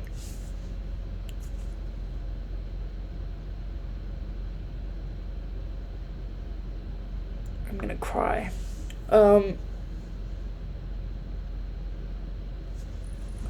Okay. If you guys have intros that you want me to read, DM them to me and then I will read them. Because I will get so quickly derailed if I do it like this. Yeah, so I wanna go through all the themes first, and then if you have specific things you want me to read, either DM me or send them at the end, and then I will go through them because I will get derailed really quickly if I keep going like this. Yes, what was I saying? Someone was talking about so things about Peel and statement, explanation, example, and I think importance is the other one. You can use both. You can use either. They don't really care. The point is that, see, the difference between Peel and statement, explanation, example, and importance, they have the same main elements. It's just the way you structure them is different. They don't care. I prefer Peel, which is why I added it in here. But if you don't use it, you don't have to. Thematic structure. Thematic structure is not bad to use. I've used it before. Thematic structure basically means that you're structuring your essay around themes. So it has less to do with specific techniques, and you're talking about themes or concepts that are going on throughout the essay. So for example, if you're trying to say, they talk about the environmental, economic, and social aspects of the degradation of... Oh, that's not thematic structure. That's or am I don't know. In my opinion, thematic structure is when you're talking about specific themes that the author is showing in their text. So it would be something like specific ideas. So you talk about economic, social, and cultural, for example. Those three, and then specific literary techniques that show that specific aspect of their purpose. You can do that too.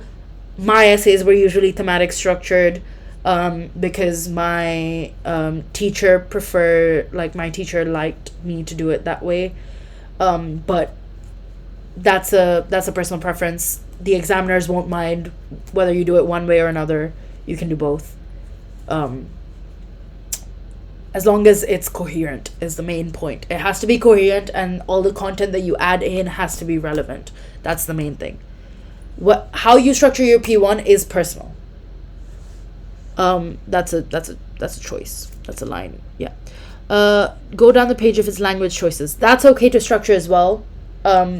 You can just follow the natural structure of the text.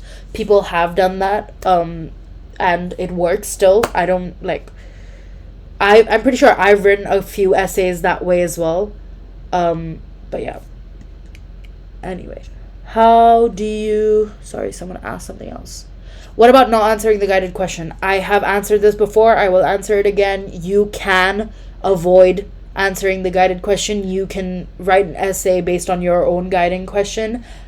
Would I recommend that? Absolutely not. In my opinion, you should use the guiding question. It's there for a reason. You're not being smarter by not using it. Okay. The difference between Peel and SEXI is the same. They're both literally the exact same. It has the same elements. Just the way it's structured is different.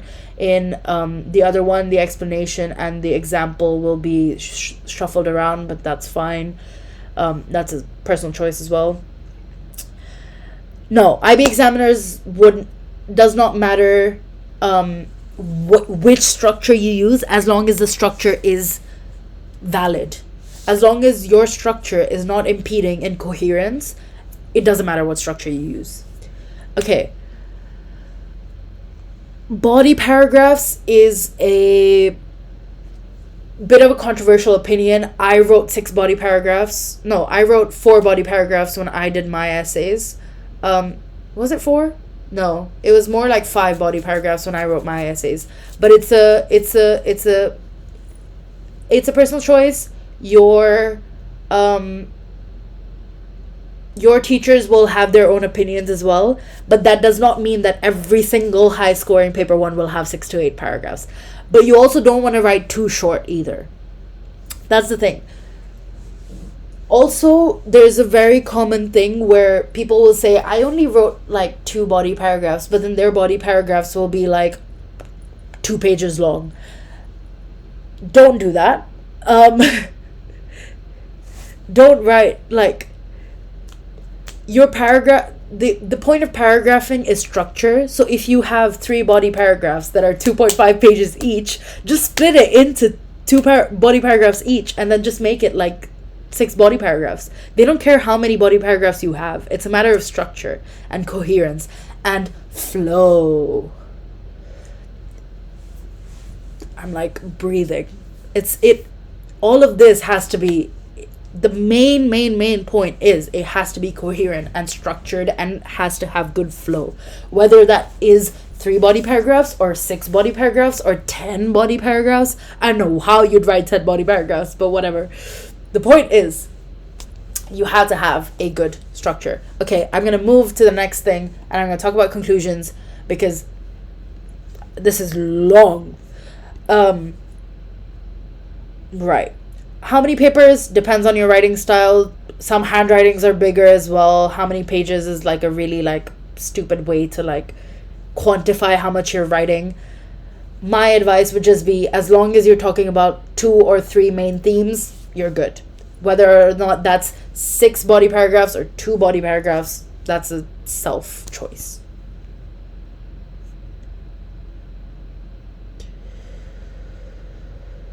Okay. Guys, let's stop talking about how many paragraphs. If you have other questions, I will answer them. But how many body paragraphs is not a concern. How important is a personal voice in the essay? Sorry, I saw this earlier as well, but I kind of like it got lost. The way I'm going to answer this question is If you have a good personal voice, great. If you don't, it's not a make or break thing. It's not a case of if you don't have a personal voice, you're like horrible and you're not going to get anything more than a 5. That's not how it works. The way to integrate a personal voice in the essay is the way you structure it and the way you talk about certain things. The stylistic choices that you make when you're writing is individual to you. I can't teach a personal voice. That has to be from you. This is advice my teacher gave me. But the way you structure personal voice is definitely separate for everyone.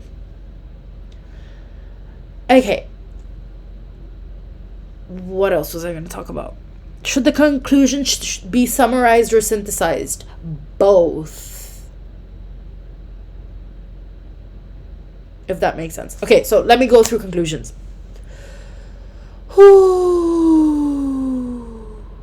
How do I steal your personal voice? You can't. Like I said, I can't teach you my personal voice. Things like that. Anyway. Okay. To what extent is the conclusion like the intro? Very similar, but not the same. The point is that you don't want to just restate your thesis. If you do that, then the examiner is just going to be like, okay, they didn't even write a conclusion. Conclusion should be relatively short. It's not going to be as long as the intro is. This, again, the example of this conclusion is from Zach. It's not my conclusion. I think it's a good example still. The point of a conclusion is not to just be like, okay, here's my thesis, but in other words. The point is, here's what my essay talked about, and this is why it's important.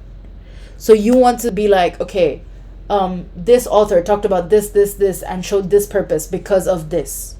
Something like that. So you want to talk about synthesizing the implications of your entire essay in a conclusion, if that makes sense. Is that a good enough explanation of what a conclusion is? Do people need help with conclusions? Is there specific questions for conclusions I should ask? Because otherwise I'll just be yapping. So I'm gonna ask the questions. Yes, it's not exactly accurate to repeat the introduction and the conclusion. Please do not.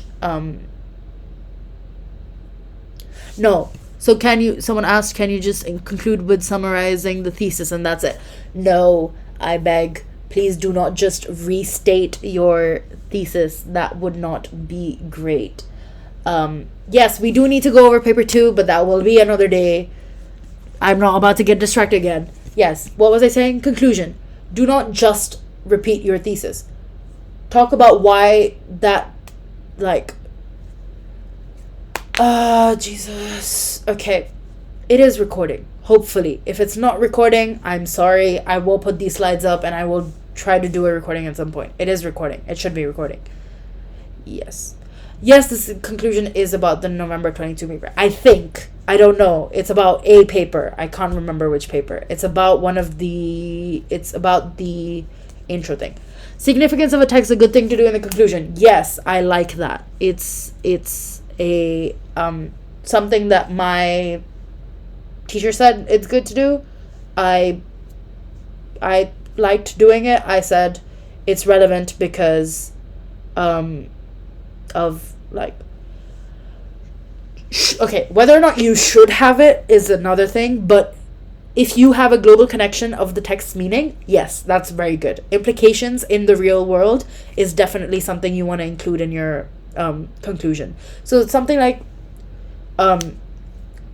so I'm going to read out this one, right? So this article, through impactful claims with substantial evidence, as well as statements that personally appeal to the reader, so that's showing the things that you discussed in your body, accomplishes its goal in informing the audience of the threat pollution poses to marine life. That's the purpose. So that's your one sentence. That's basically, it's kind of a restatement of the thesis, but it's more expanded than just persuasive techniques. So if we go back and compare, this said persuasive and rhetorical devices to convey this purpose.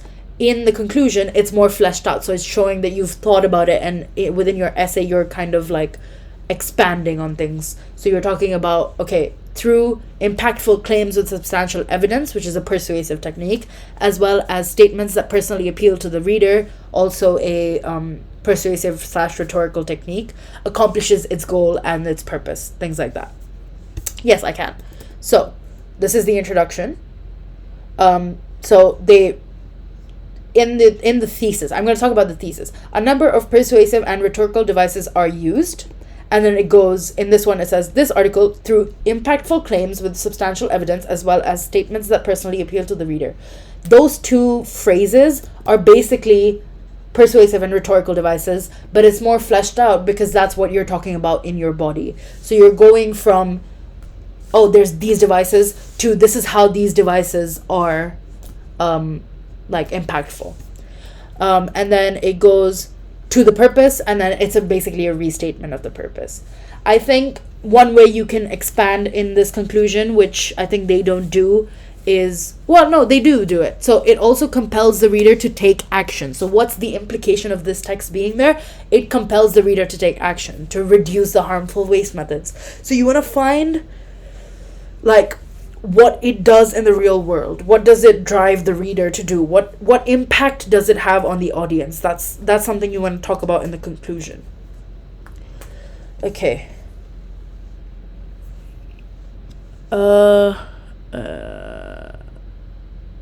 Yes, call to urgency or call to action or something like that.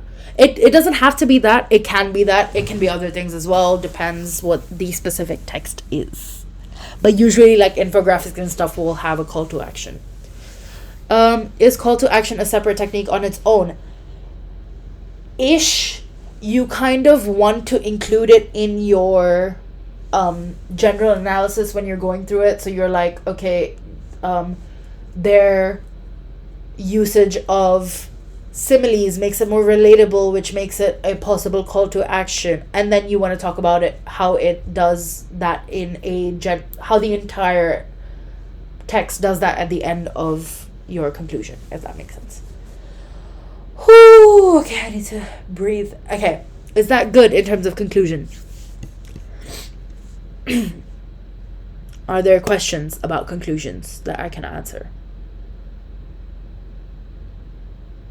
But just to quickly summarize, don't just make it a restatement of your thesis, and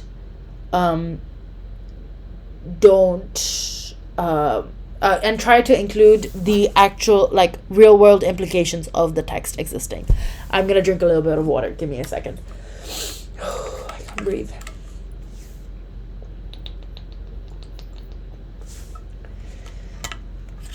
Okay.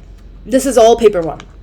And yes, it's being recorded, and I will put the presentation because everyone who joins newly asks me those questions. So I'm going to answer that right now. Is it possible that 2 infographics come up in a paper 1? Probably not. The reason I say probably is because the IB is unpredictable and I don't want to make predictions that you guys will sue me for. But the point is that they probably won't do that because the point is to give you 2 options. They're not going to give you both No, even for SL, regardless of whether the fact that HL has to do both, if it's even for SL, they're not going to give you 2 options that are the same exact text type, because why would they do that to you? Because why would they give you a choice and then give you the same exact option for both? Like, there's no point of it being an option at that point. But yes, in terms of patterns, I can say confidently the pattern is that there's always one more textual text, which is a very funny sentence. It's heavily textual, so it'll be like an article or a blog post or something like that, and the other one is heavily visual. It'll be an infographic, a cartoon, a political cartoon, stuff like that. Yeah. Okay.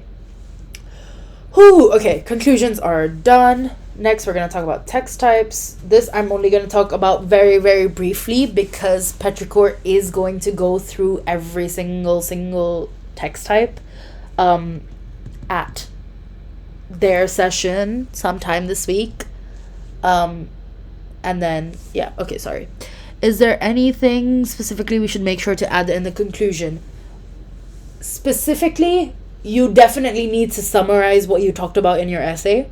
That has to be there in order for it to be a conclusion. And one thing I'm going to answer this in a backward way. One thing you should not do is bring in a new point out of nowhere. Like, any point that you make in your conclusion should have already been discussed in your body. You should not be like, oh, but there's also this, by the way, that I did not talk about in my essay at all, but there's also this very important point. You don't want to do that. Anything you talk about in your conclusion should not be brand new. The only thing that should be brand new is the way you phrase it, and the only thing that can be brand new is how you're talking about the real world implications. But even that should have been somewhat addressed throughout the essay. So never, ever, ever in your conclusion be like, there's this absolute, like, I'm going to use a cricket term here, absolute sixer of a point that I did not include in my essay, but I'm going to put in my conclusion because I think that's going to give me more points. Don't do that. You don't want to do that. I am Indian. What do you mean I'm being Indian? Damn you. Anyway, okay. Are we good? Okay, do you think statements that show we have prior knowledge add to criteria A? I mean, like knowing general info about newspapers that the text is from. Yes, it does add to criteria A. But also you don't want to focus too much on, bro's clearly NR. I am, but like whatever.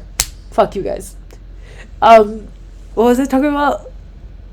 Yeah, you can, but you don't want it to solely be about outside information. You just want it to be a single statement. So you just say, you can say the Guardian's known to be a reliable source of information. Therefore, the fact that its logo is present in impacts the logos, something like that. Like, if you're gonna say that, you want it to be relevant to what you're trying to, the point that you're trying to make it. You don't just want to be like randomly say it. Be like, oh yeah, the Guardian's a valuable source of information. You don't want to just say it for no reason. I am Indian, but I don't live in India, so that's why. I did not go to US. Yeah, because a lot of people are living in the UK. A lot of people are living in the UK. And a lot of people are living on this side of the world, unfortunately. And people don't live in India anymore, unfortunately. No, a lot of people in India take IB as well. But I didn't do IB in India, but that's what I'm saying. Anyway, stop doxing yourselves, guys. Let's not dox ourselves. Are we good in terms of conclusions? Am I safe to move on? Okay, good. Let's go. Yeah, depressing UK weather. Let's go. Anyway, text types. Okay, this is going to be literally one slide because Petrichor is going to go through text types and I'm not going to go through all of them. Common ones: advertisements, cartoons, articles, speeches, magazines. Definitely. And infographics now, which was new in the last couple of years. But yeah. Infographics is one of them, definitely, also. So most paper ones have both a text and an image. For example, a comic will have drawings, a caption, and speech bubbles talking about both visual and written elements will ensure you get a good score. I 100% agree. This is not my point, but I 100% agree. I think you definitely want to address the link between visual and written elements within a within a specific text. Every single text will have some kind of visual element, whether it's tiny. You have to have it, like, you have to discuss it. So, for example, it can be like a really, really long article, and there will be one singular image that will be like one singular image that will be somewhat relevant, but you have to talk about that one image as well. Do not ignore it. Never, ever, ever, ever ignore it. How they work together, like how an image of X is intentionally positioned next to a paragraph linked to X. Yes, you can talk about how it's positioned, you can talk about how it's relevant, you can talk about why that picture specifically, stuff like that. How do we analyze inflow from tabloids, since they're known to be unreliable and have sensational headings and sexual innuendos? Okay, so that they're like that for a reason, right? Tabloids are made to get immediate traction. Everyone knows they're unreliable but will listen to them anyway. They're made to do that. The purpose of a tabloid is to create outrage, to create controversy, to cause chaos, essentially. So you want to talk about that specifically. You can be like, they do all of this in order to fulfill that purpose of being inflammatory. How in general text works with visuals. Yes, so for example, you want to talk about the image itself as well, but you want to talk about both together. So there was one practice one that I did that was about AI, I think, and the image was a robot hand and a human hand, and they were literally like both like in frame, and like it was, you know, the I've forgotten the thing called, it's one of the, what's it called, I'm forgetting now. People know what I'm talking about. It's the like painting that's the like the art thing. Creation of Man. That thing. Yeah. Creation of Man. Not Da Vinci. Creation of Man. So the creation of man has Jesus and Adam, right? And it's the like they're pointing at each other kind of thing. So that's what that like the image was in that article, and the article was about AI. So this is where you would bring in criteria A and criteria B, where you're like bringing in outside knowledge. You know that it's the creation of man. You know it's like, yeah, so it's Kiki, you're amazing. Things like that. So it's that, but then obviously it was a lot more framed towards the hands, and one of the hands was a robot hand. So that's kind of like an allusion to the creation of man, which kind of is showing that we're the all-powerful that created AI, and then you want to link it back to why it's important in the text, if that makes sense. This is a really, really... You don't need to know about that painting. I'm just giving you an example of what's happened. Like, something that came up in a practice one that I did in... Like, my teacher gave me. It would be helpful if you have background knowledge. If you don't, but if you even vaguely know, like, you can be like, yeah, this might be representative of the connection between... Like, you don't have to directly address the fact that it's probably creation of man. You talk about, like, things like, oh, like, because their hands are almost touching, it's showing the disconnect between AI and humans, even though we're the ones who created them. Like, you can analyze it without knowing the background information. If you know the background information, it just adds another point for you to have. Okay, let me go further up and read all of them. Yes, those are tabloids. Great example of tabloids.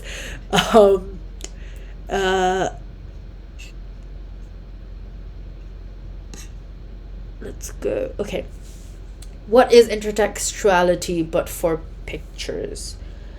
Intertextuality is... How do I explain intertextuality in terms of pictures? You want to talk about, like... Yeah, it's applicable to art. So, like, you want to... I'm trying to figure out a way to structure this. I'm pretty sure someone else will answer it in a good way.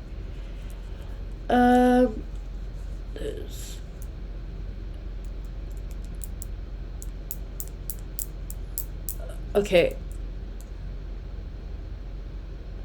Yes, I agree. If you have less general knowledge in terms of you won't know who certain people are, avoid the political cartoons. Because some things like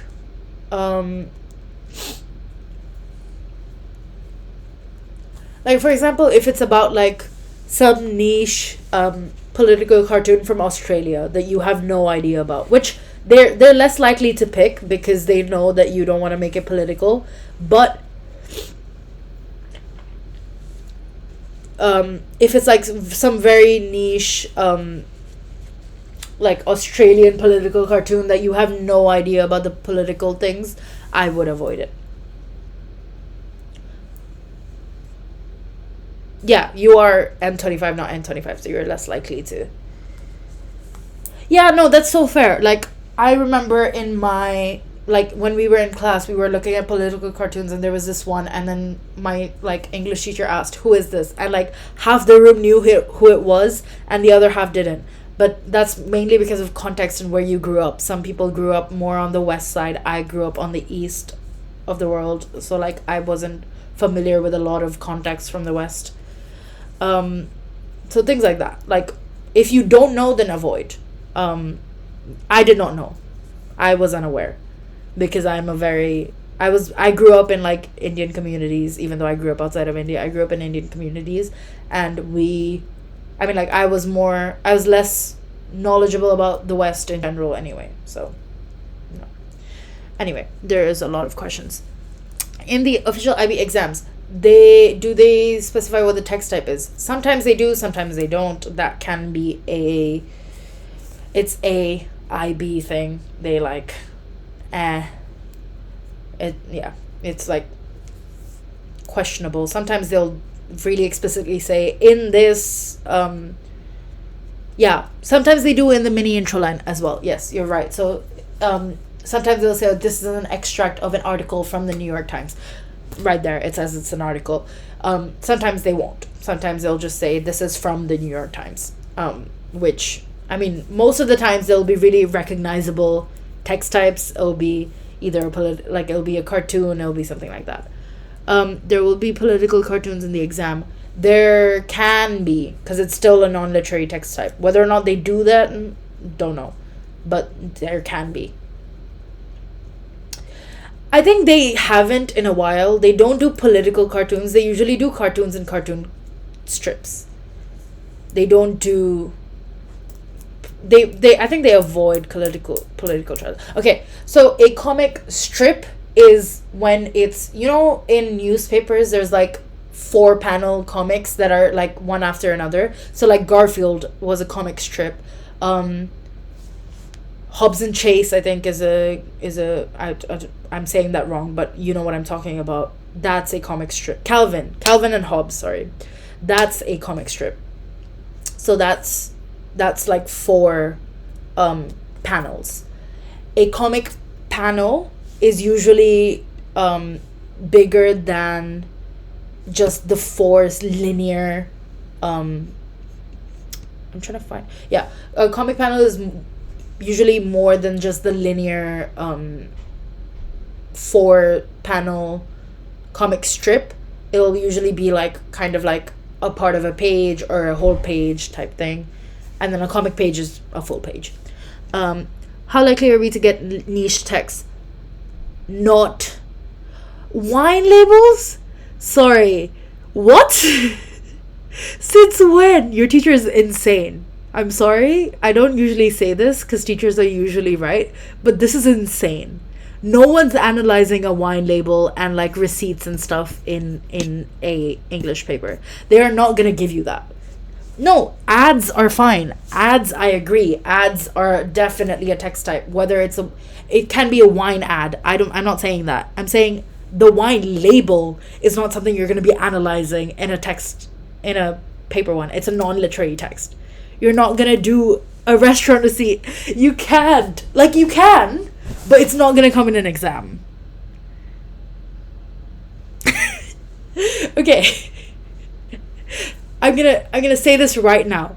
If for somehow you get a receipt in your paper one, I will change my name.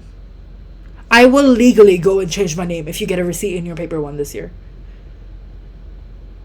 Or I'll do, like, I don't know, I'll do something. I don't care.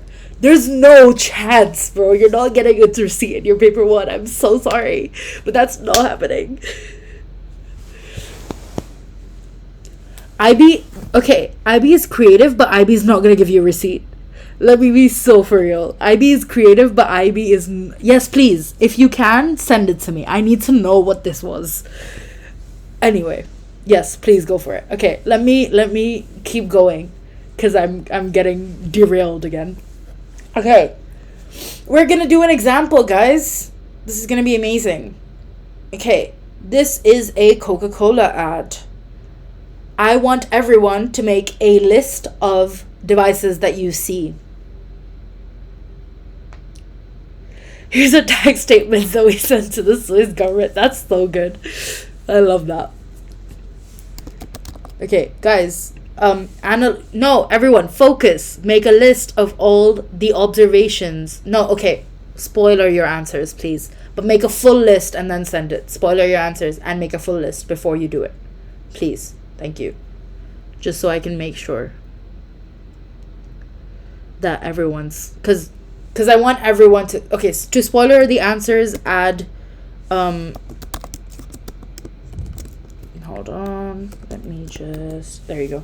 Add those 2 bars on either side of the text.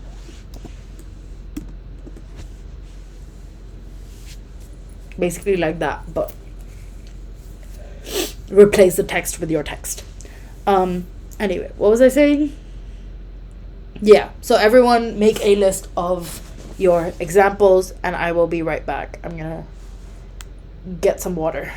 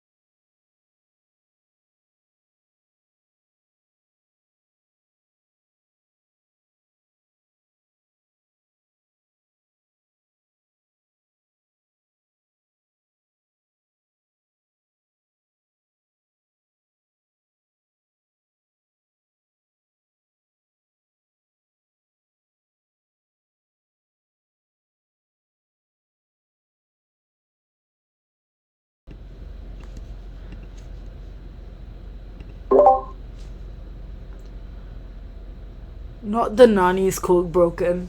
Crazy.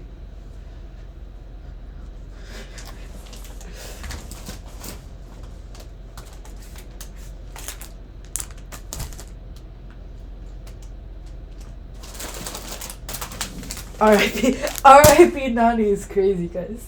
Don't be doing this.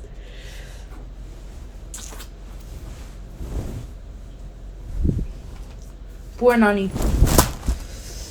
Okay, I got some water. I also got some snacks. I need food. I need salt and sugar in me in order to be able to function.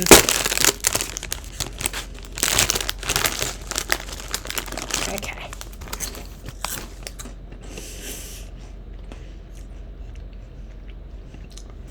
Honor her spirit goes crazy, guys. Okay. Yeah, my body needs to produce more ATP. So real. Okay. Let me look at people's answers.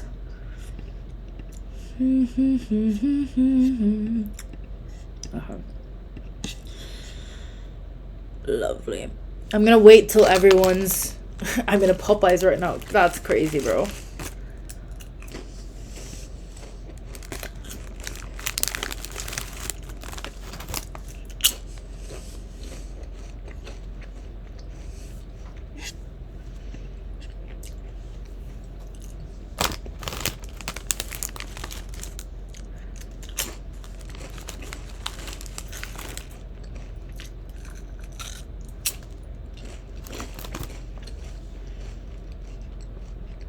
Whether you use or utilize is a very small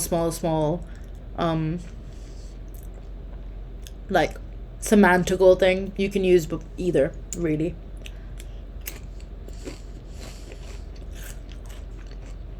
You want to use more active verbs than just use. You want to avoid using just use. I just used use to say that, but you know what I'm trying to say.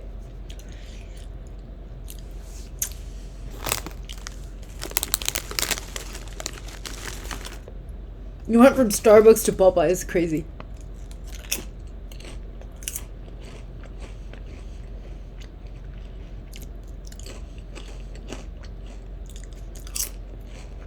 Okay. Since everyone made a list, is there anyone still writing? Because I want to actually read through all of them, but there's so many messages coming through.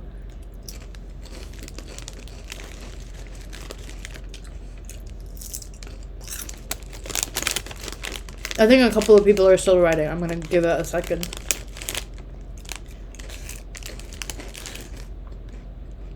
It gives me an opportunity to eat my chips in peace. I'm being so British right now. It's cheese and onion.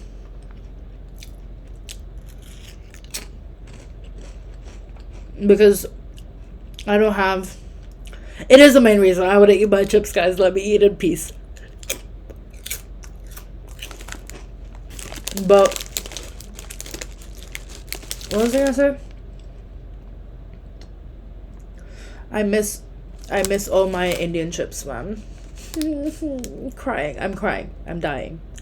Someone send me Indian chips, please. Thanks.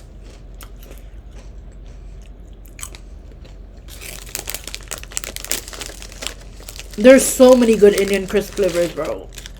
You understand? Indian masala,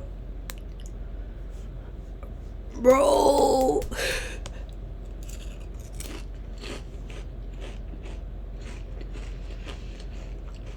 West Indies hot and chili is a good shout. Indian masala is amazing. Any kurkure flavor is banging.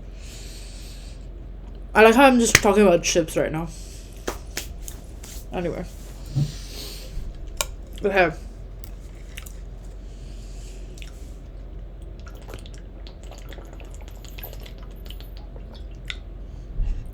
I'm girling everyone. You are all girls. I don't care. Chips are amazing.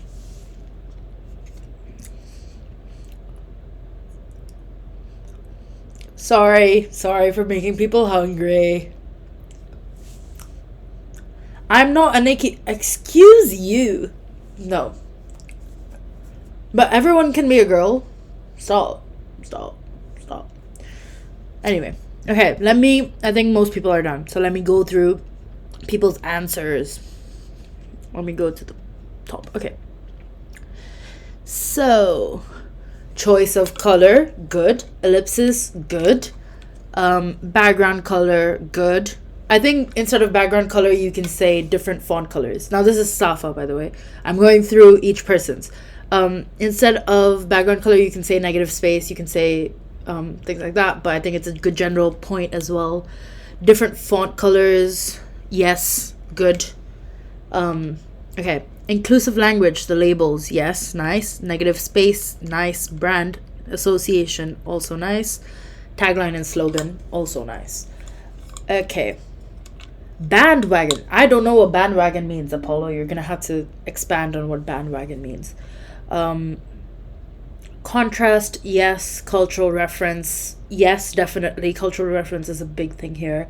Ellipsis, yes. Kairos, also yes.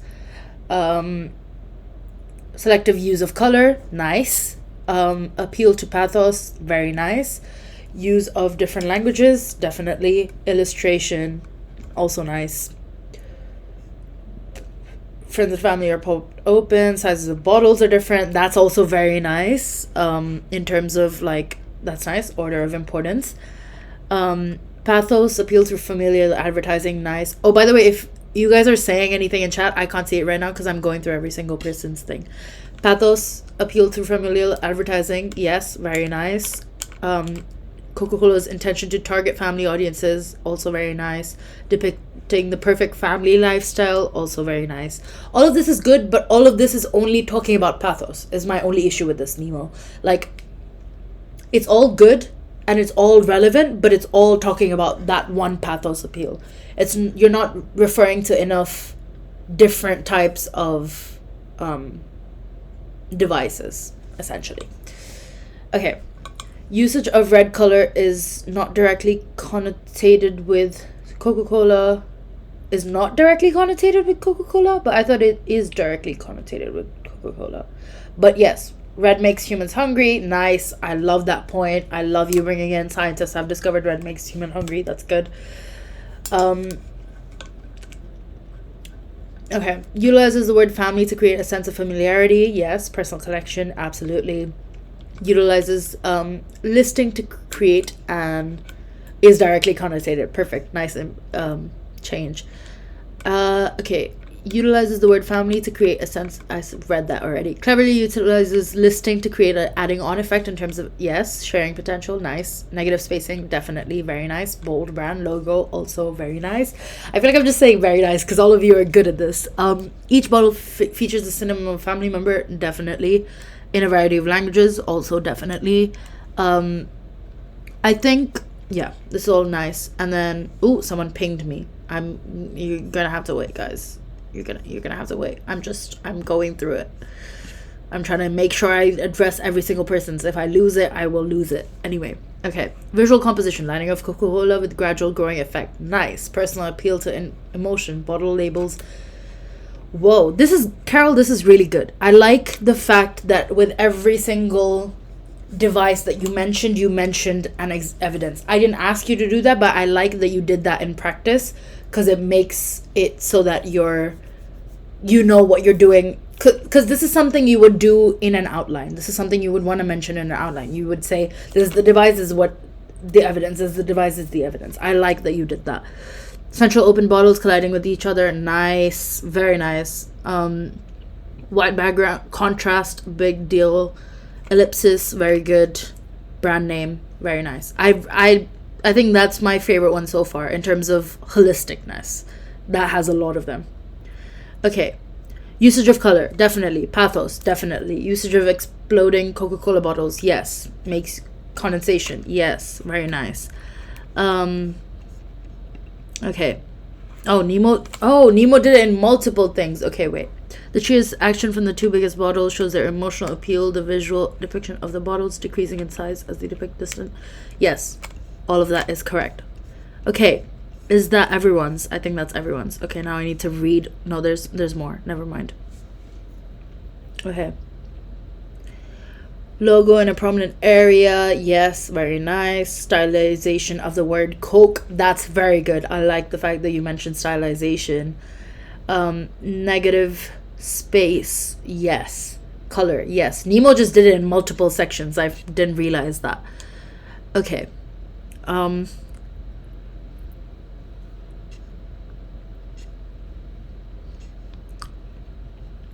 Not you talking about pizza and biryani, guys. What is happening? I need to red makes humans hungry. Yes, that is apparently a thing.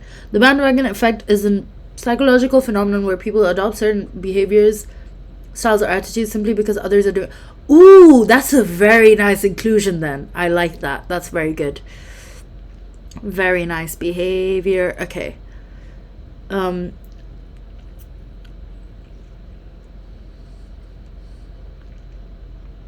Yes, this is where you use general knowledge, which IB says that it doesn't want, but he does kind of want it. It's nice to add that in, saying that this advertisement is probably targeted towards an Indian consumer because it's English. They're including mummy and papa and bhai, and I can't even read the rest. Baji, nani, and dada. So it's if you're Indian, this is a very easy ad for you to analyze. You're gonna be like, this is amazing. You're gonna be like, it's including words like baji, which is specific to a certain region in India. Papa, mummy is very neutral everywhere around India. I think if you're Indian, it's very easy for you to answer this. But if you're not, you can say that it's a specific language, and you can be like, it's probably targeted towards a specific. Yeah, exactly. Like, you might not know certain languages, but you can say that there are certain words that we don't recognize as English. Therefore, it's probably rooted towards a specific audience or a specific country. Oh, I can't breathe. Okay. Color theory. there's different meanings to color theory, but I think it's nice to know the basic meanings. Red means alarm. Red also drives people to be like the hunger thing. I didn't know that that was there. I just found out. It's interesting, but it's like know the basic. Like blue makes people sad. Purple makes people and like red is love, warning. Yellow is happy, sunshine. Blue is security or sadness. Purple is anxiety or something like the most general things. If you can know them, it's great because color is a major thing in any of the visual things, in any of the visual texts. Texts? Yes, text. I think ideally, yes, it would be a product being shown by a lot of people, but here it still kind of applies because everyone has like everyone in India calls their parents that or like calls their like relatives that. Green is discussed, yellow I think is but green is okay, so green can also be life and green can be disgust. Yellow is like sunshine and like things like that.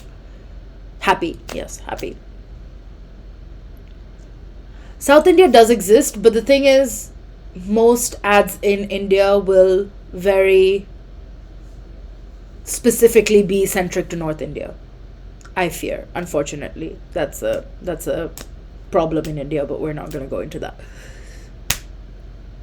Anyway, yeah, I think if you say bandwagon effect, it is applicable, but whether or not you're going to, it's not ideal. It's not like, oh, 90% of Indians drink this. That's not like, it wouldn't mean bandwagon effect, but you can bring it in and say this could potentially lead to like appeals to lead to a band wagon effect. Okay, pink, soft, love, nice. Red, passion, excitement, love, danger, yes. Purple, mysterious, noble, glamorous, all true. Blue, wisdom, hope, reason, yes. Blue, also security. Green,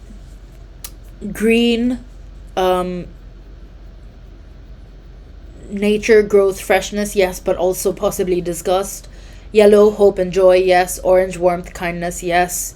White, truth and peace, definitely. Black, mysterious, cold, danger. Yeah, I like that list. That's a good list. It's fairly accurate, I would say. How do you bring it out that the advert is targeted to Indians? The language. If you don't know that it's not English, then you would like if you don't know that it's specifically Indian, then you can say it's probably targeted towards a very specific country and a specific demographic, if that makes sense. Because people, yeah. But like you can also address the fact that things like Papa and Mama are used in many different languages. It's used in a lot of Southeast Asian places. It's used in a lot of places. It doesn't have to be, yeah. Yes, another good addition is blue is men most of the time, pink is women most of the time. Definitely. Yeah, no, I'm not saying it's just Asian, but it is very obviously used in Asian. I think, yeah, stuff like notes and stuff, you can make a Google Docs. I can make a Google Docs of all the things I know and I think are important, and I can put that in chat as well later on if I have time. But yeah, okay, so that was a really good analysis. Well, not analysis, very good, like pointing out observations. I think that's really good. Some things, some people might have missed a like the fact that Coke was in a different font. Some people did mention it, some people did not. That might be helpful. Also, the fact that the typography or the font in Coke is the same as the bottle, like the words on the bottle. That's the same font, so it's linking them together. So it's bringing the entire thing together, even though it's different. Like if even though it's placed off center, if that makes sense. Another really, really important thing that no one talked about is layout. So there's the two friends and family bottles in the front, but it's slightly off center. It's not in the exact center. There's a cascade of bottles down towards the left. The Coke symbol is at the top right. So you want to talk about why they've placed things where they've placed them, right? So they're not placing it very specifically in, like, does everyone know the rule of thirds? Does anyone not know the rule of thirds? So the rule of thirds is basically that any text that you get can be divided into threes, both vertically and horizontally, and it forms a grid. So it forms a grid of, let's say, nine squares or rectangles or whatever. So that, what's it called? That grid essentially is what most people will use in terms of positioning. Most advertisements and things like that would want, guys, okay, whatever. What was I saying? Most advertisements would want things to be very centered, so you would want it to be in the middle of both rule of thirds. So you would want it to be, for example, if I were to put a grid, what's a good example of this? So, for example, if people have iPhones or something, and you have the grid function in your Photos album and in your Photos camera app, and most people will try to put like faces in the center grid, right? So that's basically the rule of thirds, because you can divide everything in threes, and then you want to center everything. But they don't do that here, and then you might want to analyze as to why it is.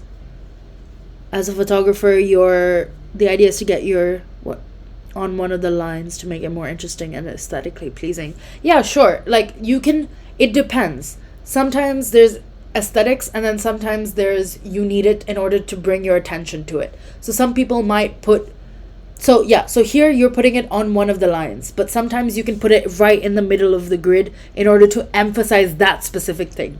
Where you put it is what you're going to analyze. Why have they put it in a certain way? What does it achieve?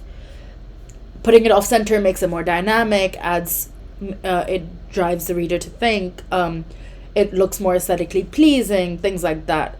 If you put it in the center, it brings attention to only one thing and then brings attention to the rest of it.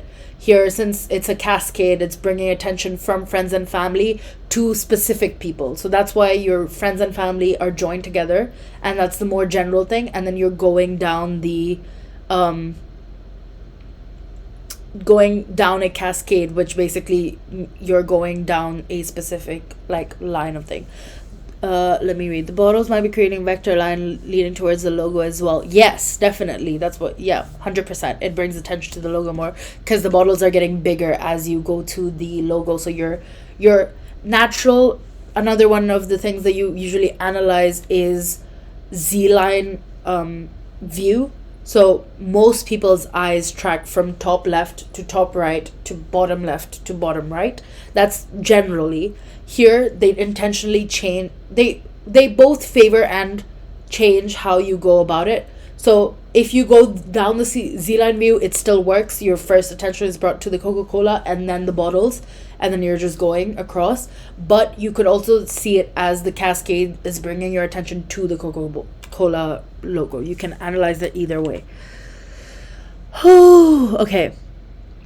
If you mention rule of thirds, also mention reading from left to right. Definitely mention that. Definitely say that reading from left to right is the most common way most people will read. It's how most eyes track. That's why there's also the Z-line visual where you go from top left to top right to bottom left to bottom right. Diagonally is more interesting since it shows movement. Yes, definitely. People in the front are larger in size. Definitely. Rule of thirds, we can imagine the Coca-Cola's in the middle to be slightly off-center, resulting in a more dynamic appeal. Yes, you can say something like that. You can say the author intentionally places the bottle slightly off-center, and in terms of the rule of thirds, it places it more dynamically, and something like that. Whew, okay. Exemplars. So this can be a... what do you think? Okay, sorry. It mimics the biggest bottle, so shows that both sizes are just as good. Sorry. What is this one about? What do you mean? Oh, why is it open? I actually don't know why it's open. But yeah, it might be. It is speculative, but the thing is, sometimes there'll be things like this and you don't need to talk about them because they might not be relevant. So like the fact that the Nani bottle is open, you might not want to talk about it. Like it can just be there. And I think this is also an underrated tip. You don't have to talk about everything that exists.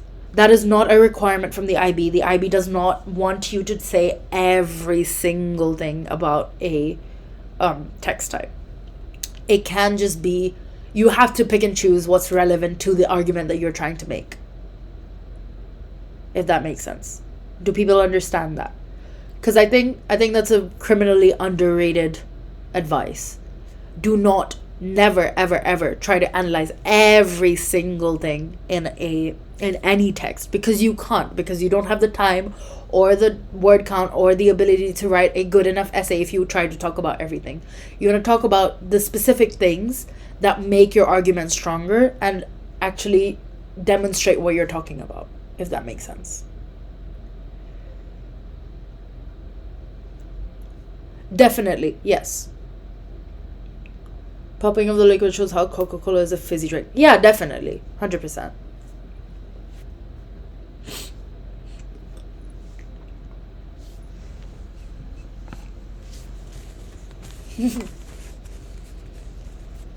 I mean, unless you can come up with a valid reason why they did that, and unless you think that will make or break your essay, which it probably will not, but unless you think that will make or break your essay and is the most important point you want to include, you still can. I'm not saying ignore it completely. I'm just gonna say that if you can't come up with a good enough reason why it's happening, you don't need to include it, essentially. Okay. Whew. You can add it for interpretation. You don't have to do it. Anyway, okay, we're gonna do an example. I'm gonna make you all write an outline and a thesis. So, this is the cartoon we're looking at. That's the guiding question. Take 5 minutes to read it. I will start a timer. Do not start analyzing just yet. I will start a timer.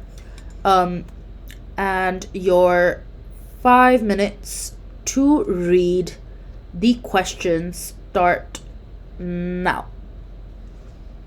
You have 5 minutes to read the question and think about it, and then you don't write anything right now, and then you have 10 minutes to write a plan.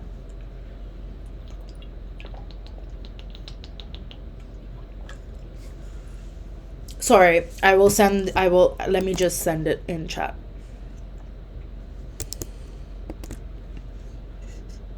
Give me a second. There you go. I am a Mac user. You thought I wasn't a Mac user? Ugh. Gasp. How dare you. More like it was a requirement from high school.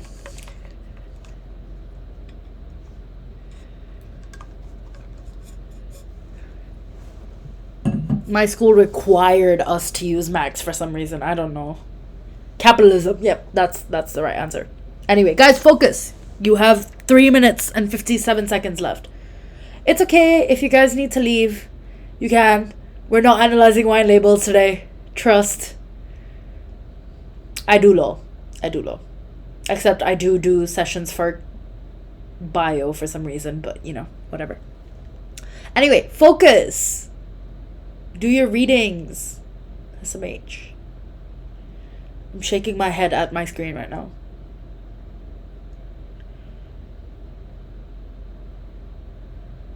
It's okay. If people need to leave, you can. This is mostly just...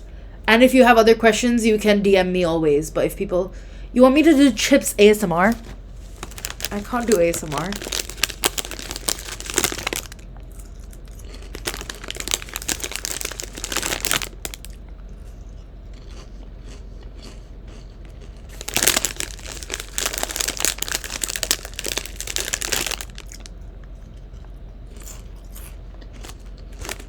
You want me to do ASMR in the background for focusing?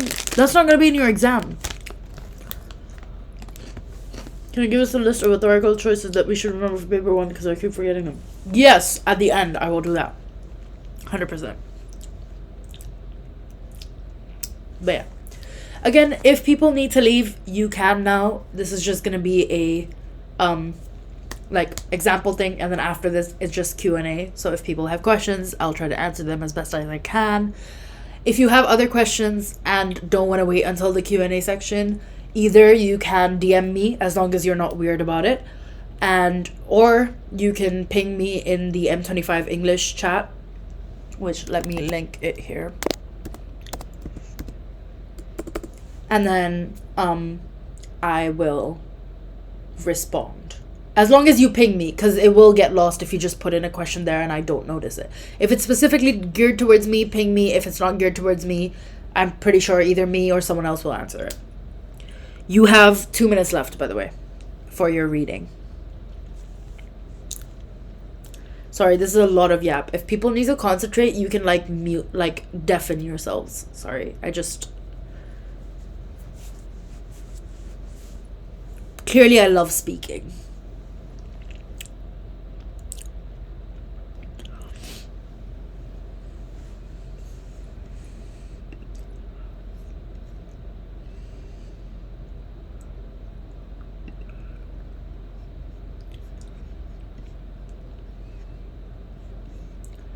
Sorry, I don't know how to do ASMR. What do you want me to do? Here. I don't even know if my mic's picking up this.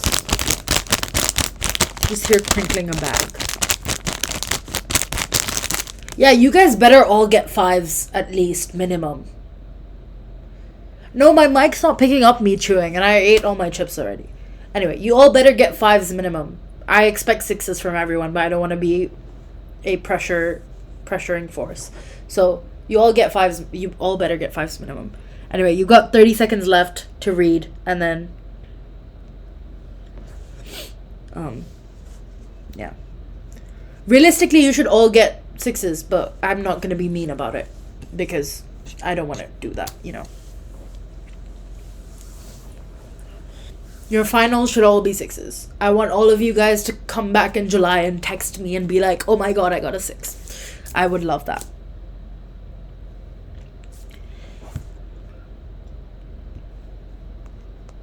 Okay, your 10 minutes of essay writing plan starts now. You can write it on paper as well and just send me a picture if you want, or you can write it as a text. Either or. Yeah, as you should. As you should.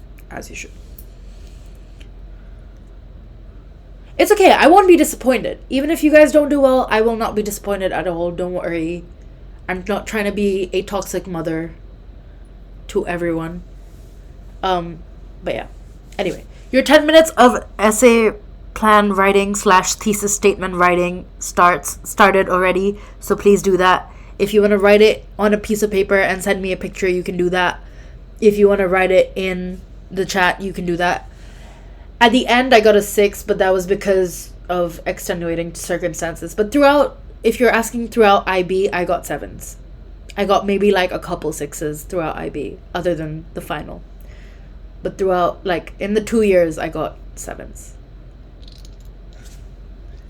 Flexing, just a subtle flex,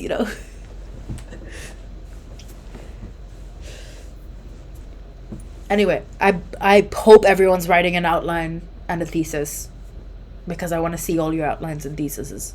Theses. I don't know what I'm saying anyway. Theses. Yes, that's the plural.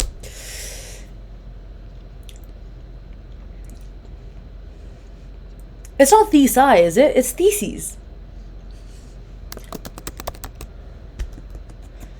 I don't know. Yeah, it is theses. I wasn't right. Okay, good.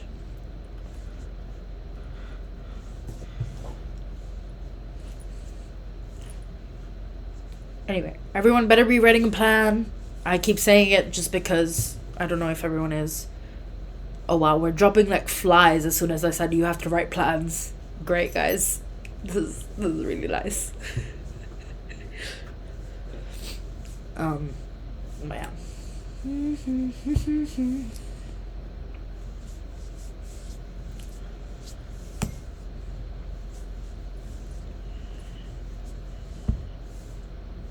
Too much pressure. I'm not gonna judge you. Don't worry. I will take a look and I'll give you good pointers, but I won't judge you for anything you write. I am a very unjudgmental person. At least I like to think.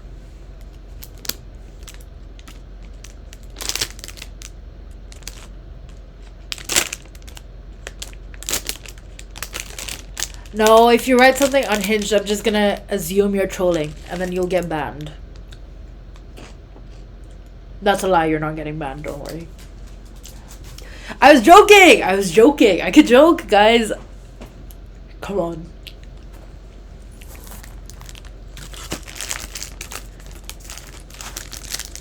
Anyone who knows me knows I'm a really funny person. And if you don't think that, how dare you? Okay, great.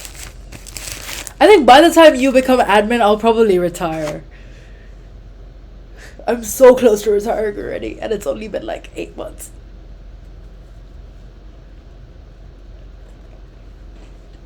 I study in the UK. I don't think I want to tell 20 people where in the UK I study, so I'm not going to do that. So people don't try to come find me.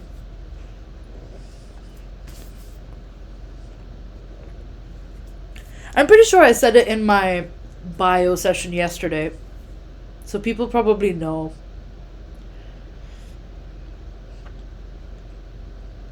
I dual enrolled into Oxford and Cambridge is crazy. BioChat knows because there was like 6 people there yesterday. I don't mind telling 6 people. I am not dual enrolled, don't you worry. I'm not in Oxford or Cambridge. Or in any London uni, if that helps. Just imagine we're 6 people. You basically are though, because some people are just silent and or like not texting today, which is fair, which is personal choice. Well, while doing research at LSE. I'm not at LSE, I'm not at any London uni. I said I'm not at any London uni.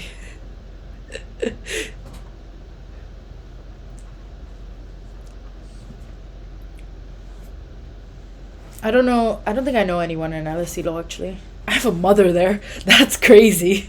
What do you mean I have a mother there? What do you mean a mother? Do you mean your mother?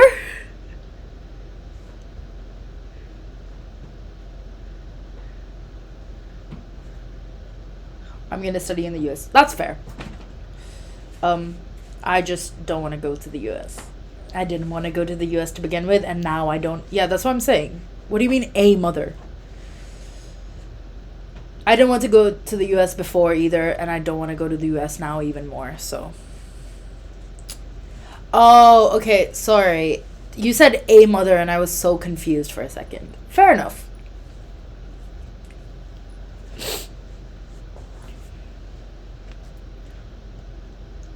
You guys have 4 minutes to do your outlines, by the way.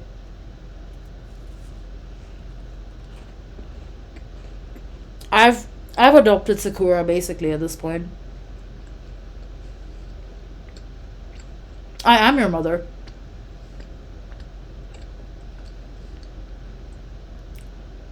Also, I'm realizing anyone who gets this recording is going to be so confused.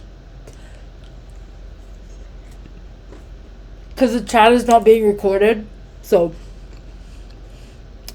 Okay, Safa, I'm gonna ignore what you sent because I don't think that's what you meant to send. Yeah, great. I will be all your mothers, don't worry.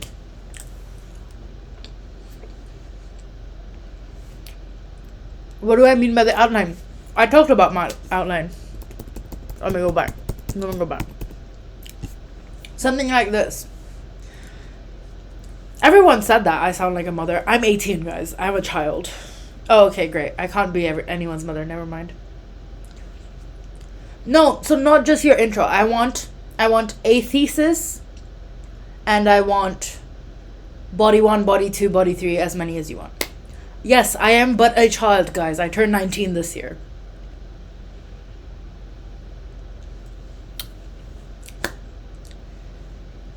I feel like I sound like I'm like preaching to you guys, but I'm literally like a year older.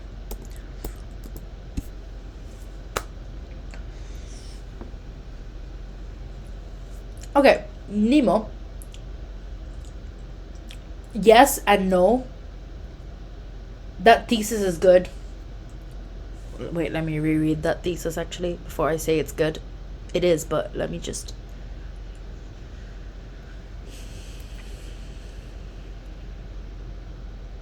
No, you're fine, No,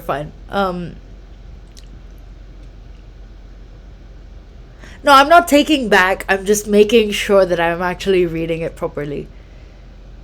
I like that. No, I like that thesis. I really like that thesis. That's a good thesis. That's a very good thesis. Yes. People from bio yesterday probably know my uni. That's... Oh yeah, if you guys feel uncomfortable sending it in the stage chat, you can also DM me it if you want. I don't mind. Yeah.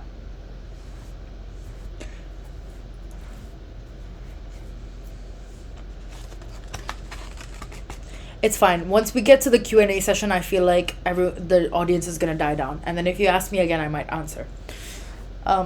Yeah, what was I saying? Yeah, if people don't feel comfortable sending it in stage chat, valid, I don't mind. You can DM me it and I will take a look and I will still give you feedback for it. And if you'd rather I not give you verbal feedback, I will write down my feedback to you after the session, if you prefer. And yeah, genuinely have no issues doing that if for some reason you're not. Okay, so Nemo, that's good, but I would, again, for an outline, I would recommend you do a bit more like structured, where you're like body 1, body 2, body 3, body 4, things like that. But also, what's it called?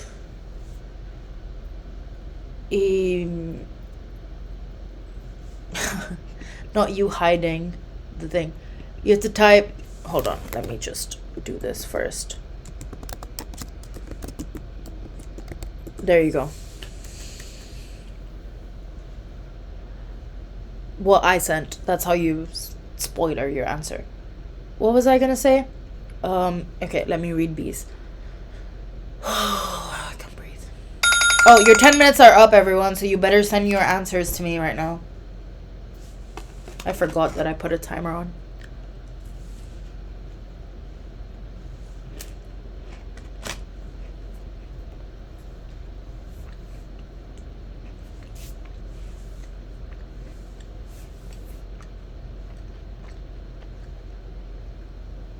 Okay, B, I really like it in the sense that you're bringing out really good points. I just think in terms of an outline, you'd want to like be more concise, and you want to separate it into different body points. If that's your attempt at a introduction, I would say I really like the first bit until until future job opportunities. That's a good contextual thing. And then I think after that, you would add a guiding force being like there's this, that it refers to, basically. Okay. Also, the thing I said about outlines, I recommend doing them just because when you're trying to write essays completely. No, so I want you guys to write a thesis and then like like a very very broad, not broad, but a very very like short outline. So be like, body 1 I talk about this, body 2 I talk about this, body 3 I talk about that. Things like that. Yeah, what else what was I talking about? Yeah, so the thing I said about like doing outlines, if you're HL you have to do 2 essays, so it's hard to make sure that everything that's coming into your head is going to be on your paper. And even if you're SL and you only have to do 1, it's always better to do an outline just to make sure that everything that you did want to talk about you are talking about in your essay, because it's very easy to lose it in an exam setting. I think it's a lot easier when you do it like just in tests or in like just like normally. It can be a lot easier if you do it like, I mean it probably seems a lot easier when you do it like that or just like practicing, but in exam settings you don't know what's gonna happen. So I would prefer to do an outline just to make sure that everything that I want to write about I'm writing about. That's my only thing. If you don't like to write outlines, you don't have to. I just advise that you do. Okay, let me read Carol's. Yes. Yes. Nice. Simple, straightforward comic uses an interplay of text and images in hand with characters' depiction and attitudes to highlight a humorous tone to where there's different understandings of the world. Ooh, that's a good thesis. I like that thesis. I do think the only thing I would alter about that thesis would be let me think. An interplay of text and images in hand with... Right, so you say an interplay of text and images, right? And then you say in together with characters' depiction and attitudes. Now, actually, that's not... No, never mind. That's a lie. I like that. I like that thesis. Never mind. Carol, I like that thesis.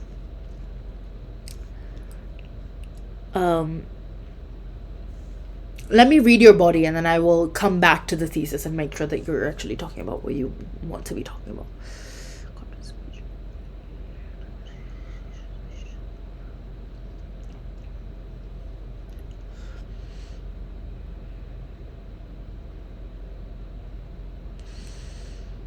Ooh, very nice.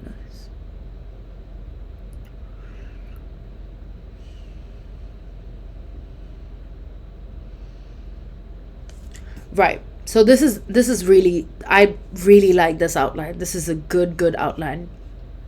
The only, not even criticism, the only little bit of alteration I would do is try to refer to text and images simultaneously. So like in body 1 you're talking about contrast in speech. You don't want to talk about only speech. You want to try to like affirm the point that you're making about the speech with a little bit of the visual, because it's such an equal what's it called? I'm forgetting what I'm saying. The equal... It's like equally visual and textual. This one specifically. It's... You want to talk about both pretty much equally in this situation, is what I'm trying to say. I like that. That's really nice. Okay. Are we going to go over writing hooks at the... I did talk about it when I was talking about intros, but I will talk about it again in a second. Okay.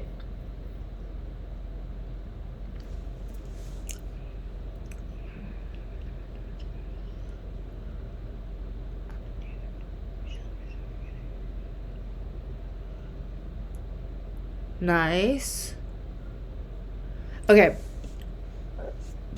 Go, I'm going to say the same thing to you. Your points are really, really good. I like that you talk about body language. I like that you talk about the change in attitude. You talk about text and exclamation marks and stuff like that. What in a paper 1 essay, what you would need to do is like synthesize. So you want to bring one point about text, one point about visual, and bring them together. One point about text, one topic about visual, bring them together.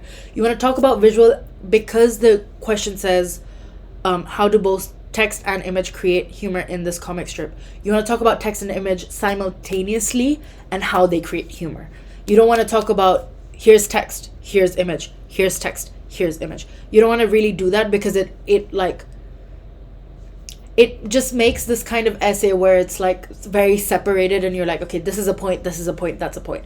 You want to synthesize them together and be like, okay, visual and yeah. So you want to group them with the same effect and different techniques. So you want to talk about exclamation and his hand risen. Those two together show this and this. Those two together show this one thing. So that would probably be better in my opinion. Okay, someone asked, what effect the lack of a solid frame in 2 has? So 2 has a very optimistic tone, right? He's like, am I getting this? I want an opportunity. I want a high paying job. I want this. There's a lot of ambition there. The fact that there's no frame shows that his imagination and his expectations of the future are boundless, if that makes sense. So the fact that there's no like bounds to his imagination of what the future is going to be, if that makes sense.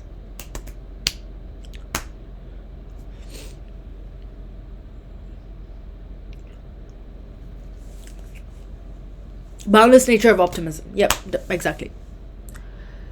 Could you say that the text and image does not create humor? Yes and no. I think talking about it in one paragraph is one thing. You can be like, it does create humor in this way, but I think it also doesn't create humor in this way. If you do it like that, I don't see a problem in it. I think that's good because you're showing perspective. But if you only make your essay about, yes, you could argue that, well, irony is a form of humor, so you could talk about it in that way. But anyway, let me answer the first question first. You could say that they don't create humor at all, but then if you try to make that the only thing in your essay, I think you'll find difficulty in being able to go through, like, write a full essay, in my opinion, because you won't be able to address everything. But that's just my opinion. You could write an effective essay and I could be completely wrong. Yeah, like something like, just be like, it creates humor through this, and this. However, it could also be that humor is not created and it's instead feelings of dash are generated because of this, and this. You can talk about it. Definitely talk about it. Adds another perspective, gives more to like knowledge and understanding and your nuances in interpretation. But I do think it's not necessary. Like I wouldn't write a full essay without it. It's okay if people need to leave, you still can. This is basically the last thing we're doing, and then it's just question and answers. Okay. Is anyone else writing a difference between achromatic and monochromatic? This is, I would say, an achromatic comic strip. There's no colors at all. There's not a lot of shading. It's pretty much achromatic. Monochromatic would be when it's all in one color, essentially. So it would be like if they provide enough shading in terms of they try to represent the colors but all in like shades of gray. That's monochromatic. They still try to show contrast in terms of color, but it's in different shades of a single color. Achromatic is when there's no shades. It's just black and white, if that makes sense. Okay, that's basically it. If you have questions, I am here to answer them. If you don't have questions, you can leave. I will add the recording and the slideshow at some point. Might not be today, might have to be tomorrow. I don't know. But yeah, if people need to leave, feel free. If people have questions, ask them.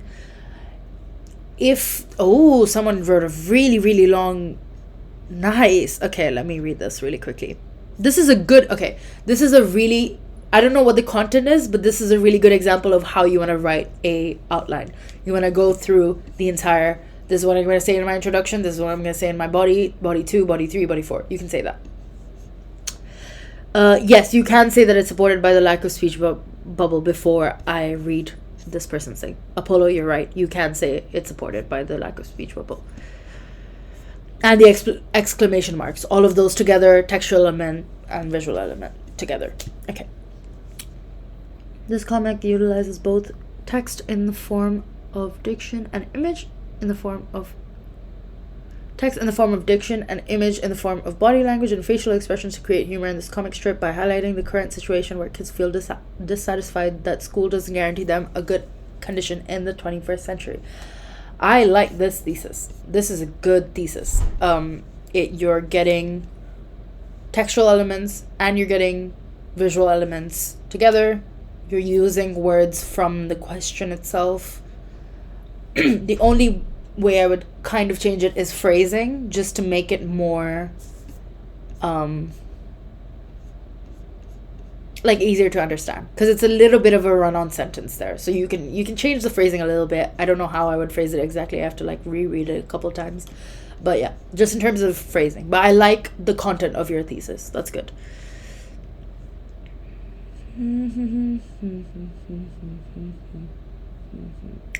Nice, very nice. Nice. Body language, facial expressions.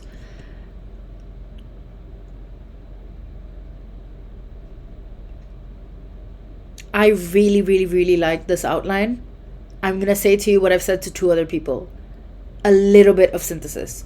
You want to, when a question, let me go back to the question. When a question asks you text and image, they're expecting you to synthesize both of them.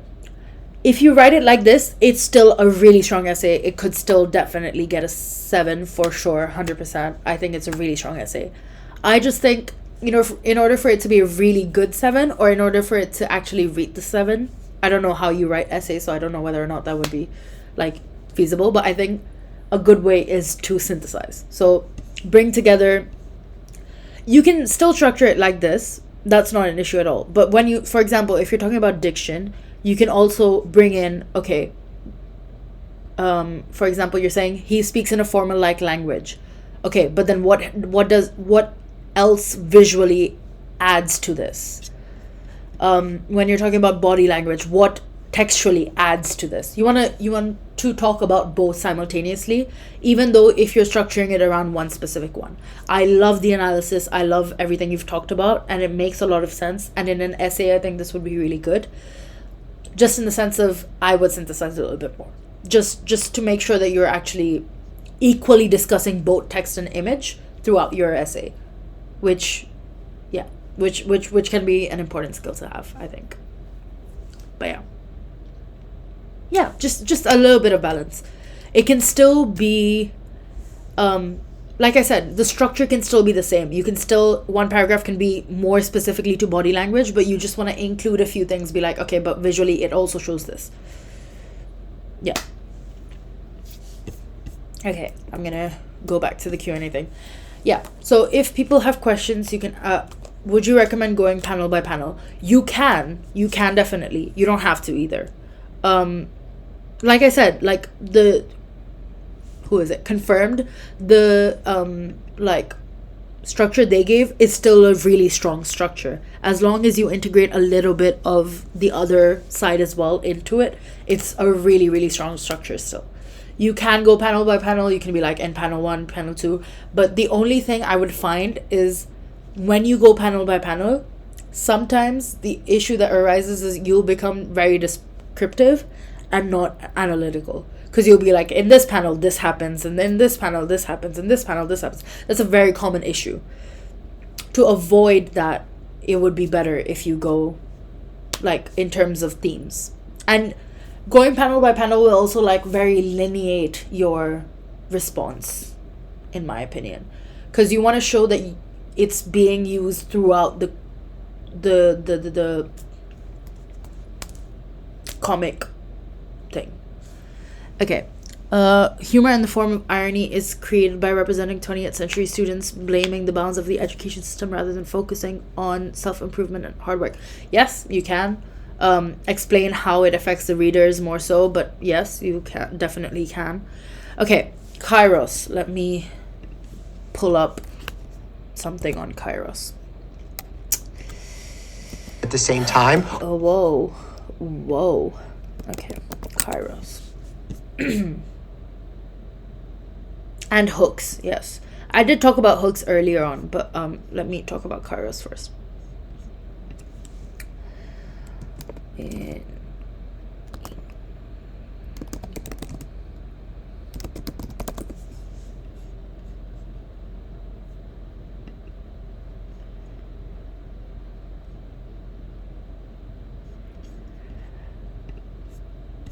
I can't find like an actual like image on it. Let me see if I can find it. Okay, so let me just pull this up. Let's see. Copy.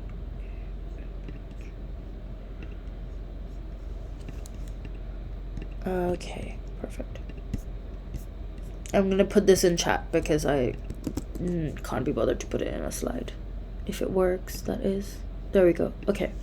So, there's different rhetorical appeals. Everyone knows ethos, pathos, and logos, I hope. Kairos is another one of them. So, Kairos is basically, it's a Greek word, I believe, that means opportune time or something like that.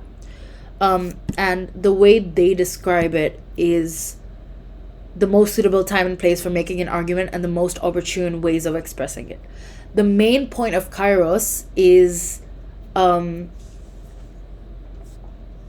to like it's a call to action essentially. So it's a thing where you're going where you're saying okay, I'll go back to another example, right? So for example, in this advertisement, the fact that they say share a Coke with, it's like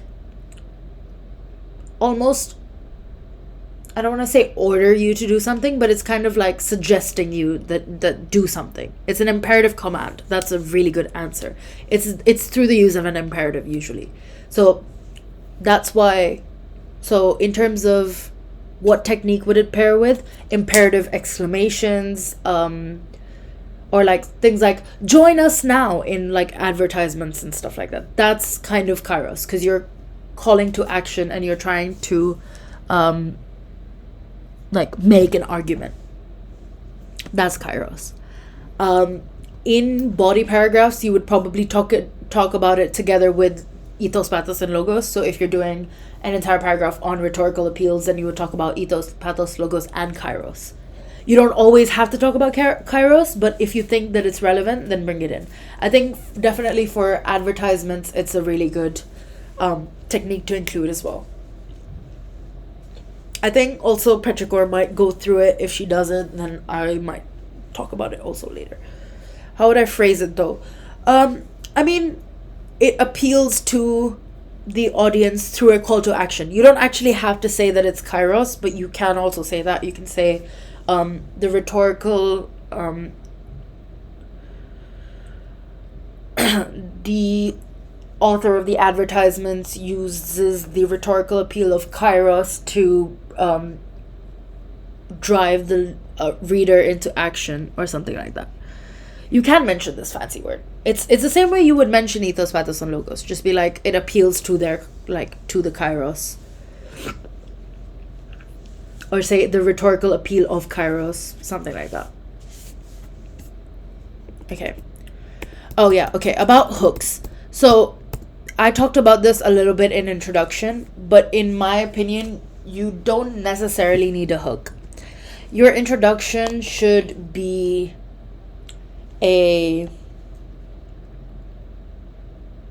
your introduction should have two main things in my opinion. One, context, and the second, a thesis, or what I called earlier a magic sentence. The context should have a few things. It should have, like I talked about in the outline section, it should have what is the text type, when was it written. If it's given to you, that's amazing. If it's not, you don't have to write it. When was it written? Where was it published? who was it intended to, and what was the purpose. Those are the main things context gives you. So what is it, what text type, when was it written, / who was it written by, if that's given to you as well. If it's not, it's fine. Where was it published, who was the intended audience, and what's the intended purpose. That should be one of your sections. The other thing that you need to include in your introduction is a magic sentence. That magic sentence should have certain things. That magic sentence should have the devices, the implications, and how it links to the purpose. So for example, in this example, it says a number of persuasive and rhetorical devices, those are the devices, effectively convey the point, is the implication, and current levels of pollution contribute to significant damage to aquatic life is the purpose. Now, these three are like this introduction example is not from me. This is from Zach from like a couple years back. But I think it's a good example of how magic sentences can work, in my opinion. But yeah. Okay. I hope that explains that stuff. Yeah. So is there any other questions? Oh, for the comic strip, I think the fact that it's Calvin and Hobbes, it's targeted more towards young adults. That they're kind of the theme of the discussion, but also comic strips are very common in young adults. But also, oftentimes, I think you can say the target audience is adults and young adults, but it's the theme and the message is targeted more towards young adults. I think that's the way you can phrase it. You can say this comic is likely to be seen and I don't know what's a good way, read by comic enthusiasts, adults, and young adults. However, it might also be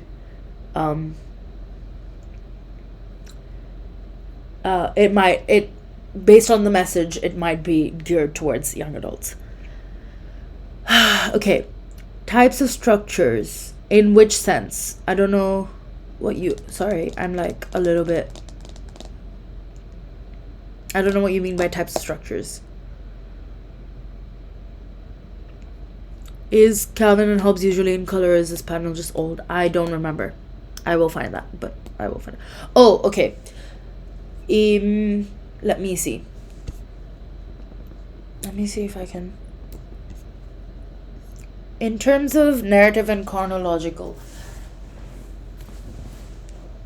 I think one way you can look at it in terms of identifying is blogs will usually be narrative, because blogs are about an experience of a person. Usually, this is okay, I'm speaking in the most general of terms. This does not apply to every single one, but a good way to see it is usually narrative experience is someone recounting something they've been through, or something they're trying to tell a story, which blogs will usually do.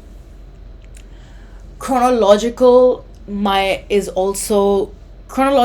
and narrative are often interlinked, to the point where chronological basically just means that they're telling a story in the order that it happens.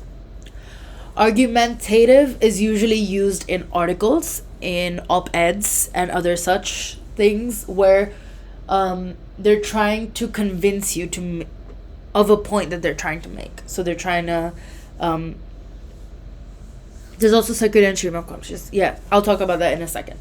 But argumentative basically will try to make a point, and in doing so, oftentimes it will also discuss counter arguments, which will be a dead giveaway that it's an argumentative article or otherwise. But basically, if it's trying to really strongly push a point, you can say it's an argumentative piece of writing. Stream of consciousness, I would say, is also very bloggy because I think stream of well, yes, for diary as well, and also might be for certain comic strips. Some then hold on. Let me talk about stream of consciousness really quickly first. It can also be like comic strips and stuff. No, this is not devices. This is types of structure. It's not really a device. It's just types of structure. Yeah, so what was I saying? Stream of consciousness can be a thing in comics and cartoons as well, where it's going through a specific line of like just it's just a stream of consciousness comic. Like, it's just things are happening really quickly, but there's no structure, no order to it. And then I thought I just explained stream of consciousness. If that, I don't know if that makes sense enough. I don't know about circular structure. Sorry. Yeah. Okay. Even if it's unbiased, it's still argumentative. Because argumentative essays, whether or not you could say it's not argumentative and it's analytical, but either or works really. You can say it's an analytical piece of work where it's analyzing both parts. Circular structure might be like circular narrative. I'm not sure. Someone might know. Yeah, so it's a narrative structure. It's not a. That's just another narrative structure. Okay, that makes sense.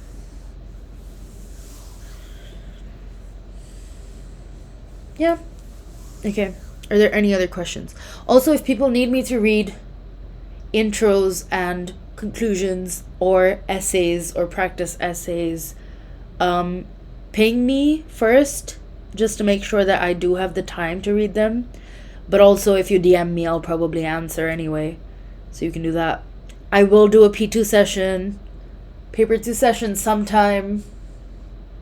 I'll see. I'll work around Petrichor's session this week. And then, yeah. I'll do a... No, I will do a paper 2 session. I'm just not sure when I will be able to do it. So I will let you guys know as... Oh, okay. If you guys want weekends, then I probably can do next weekend. I'll see. Based on what happens, I will check and I will send you guys timings and do a poll. And yeah. So we'll do that. What else was I going to say?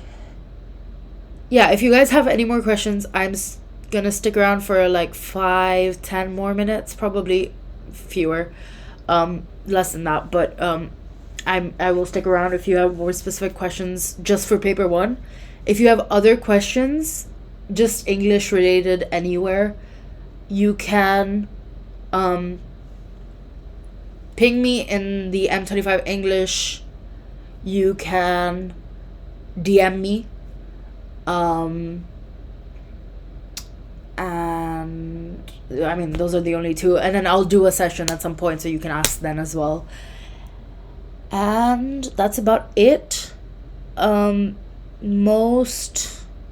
If I have... Oh, yeah, I will put up the recording and let me stop recording really quickly.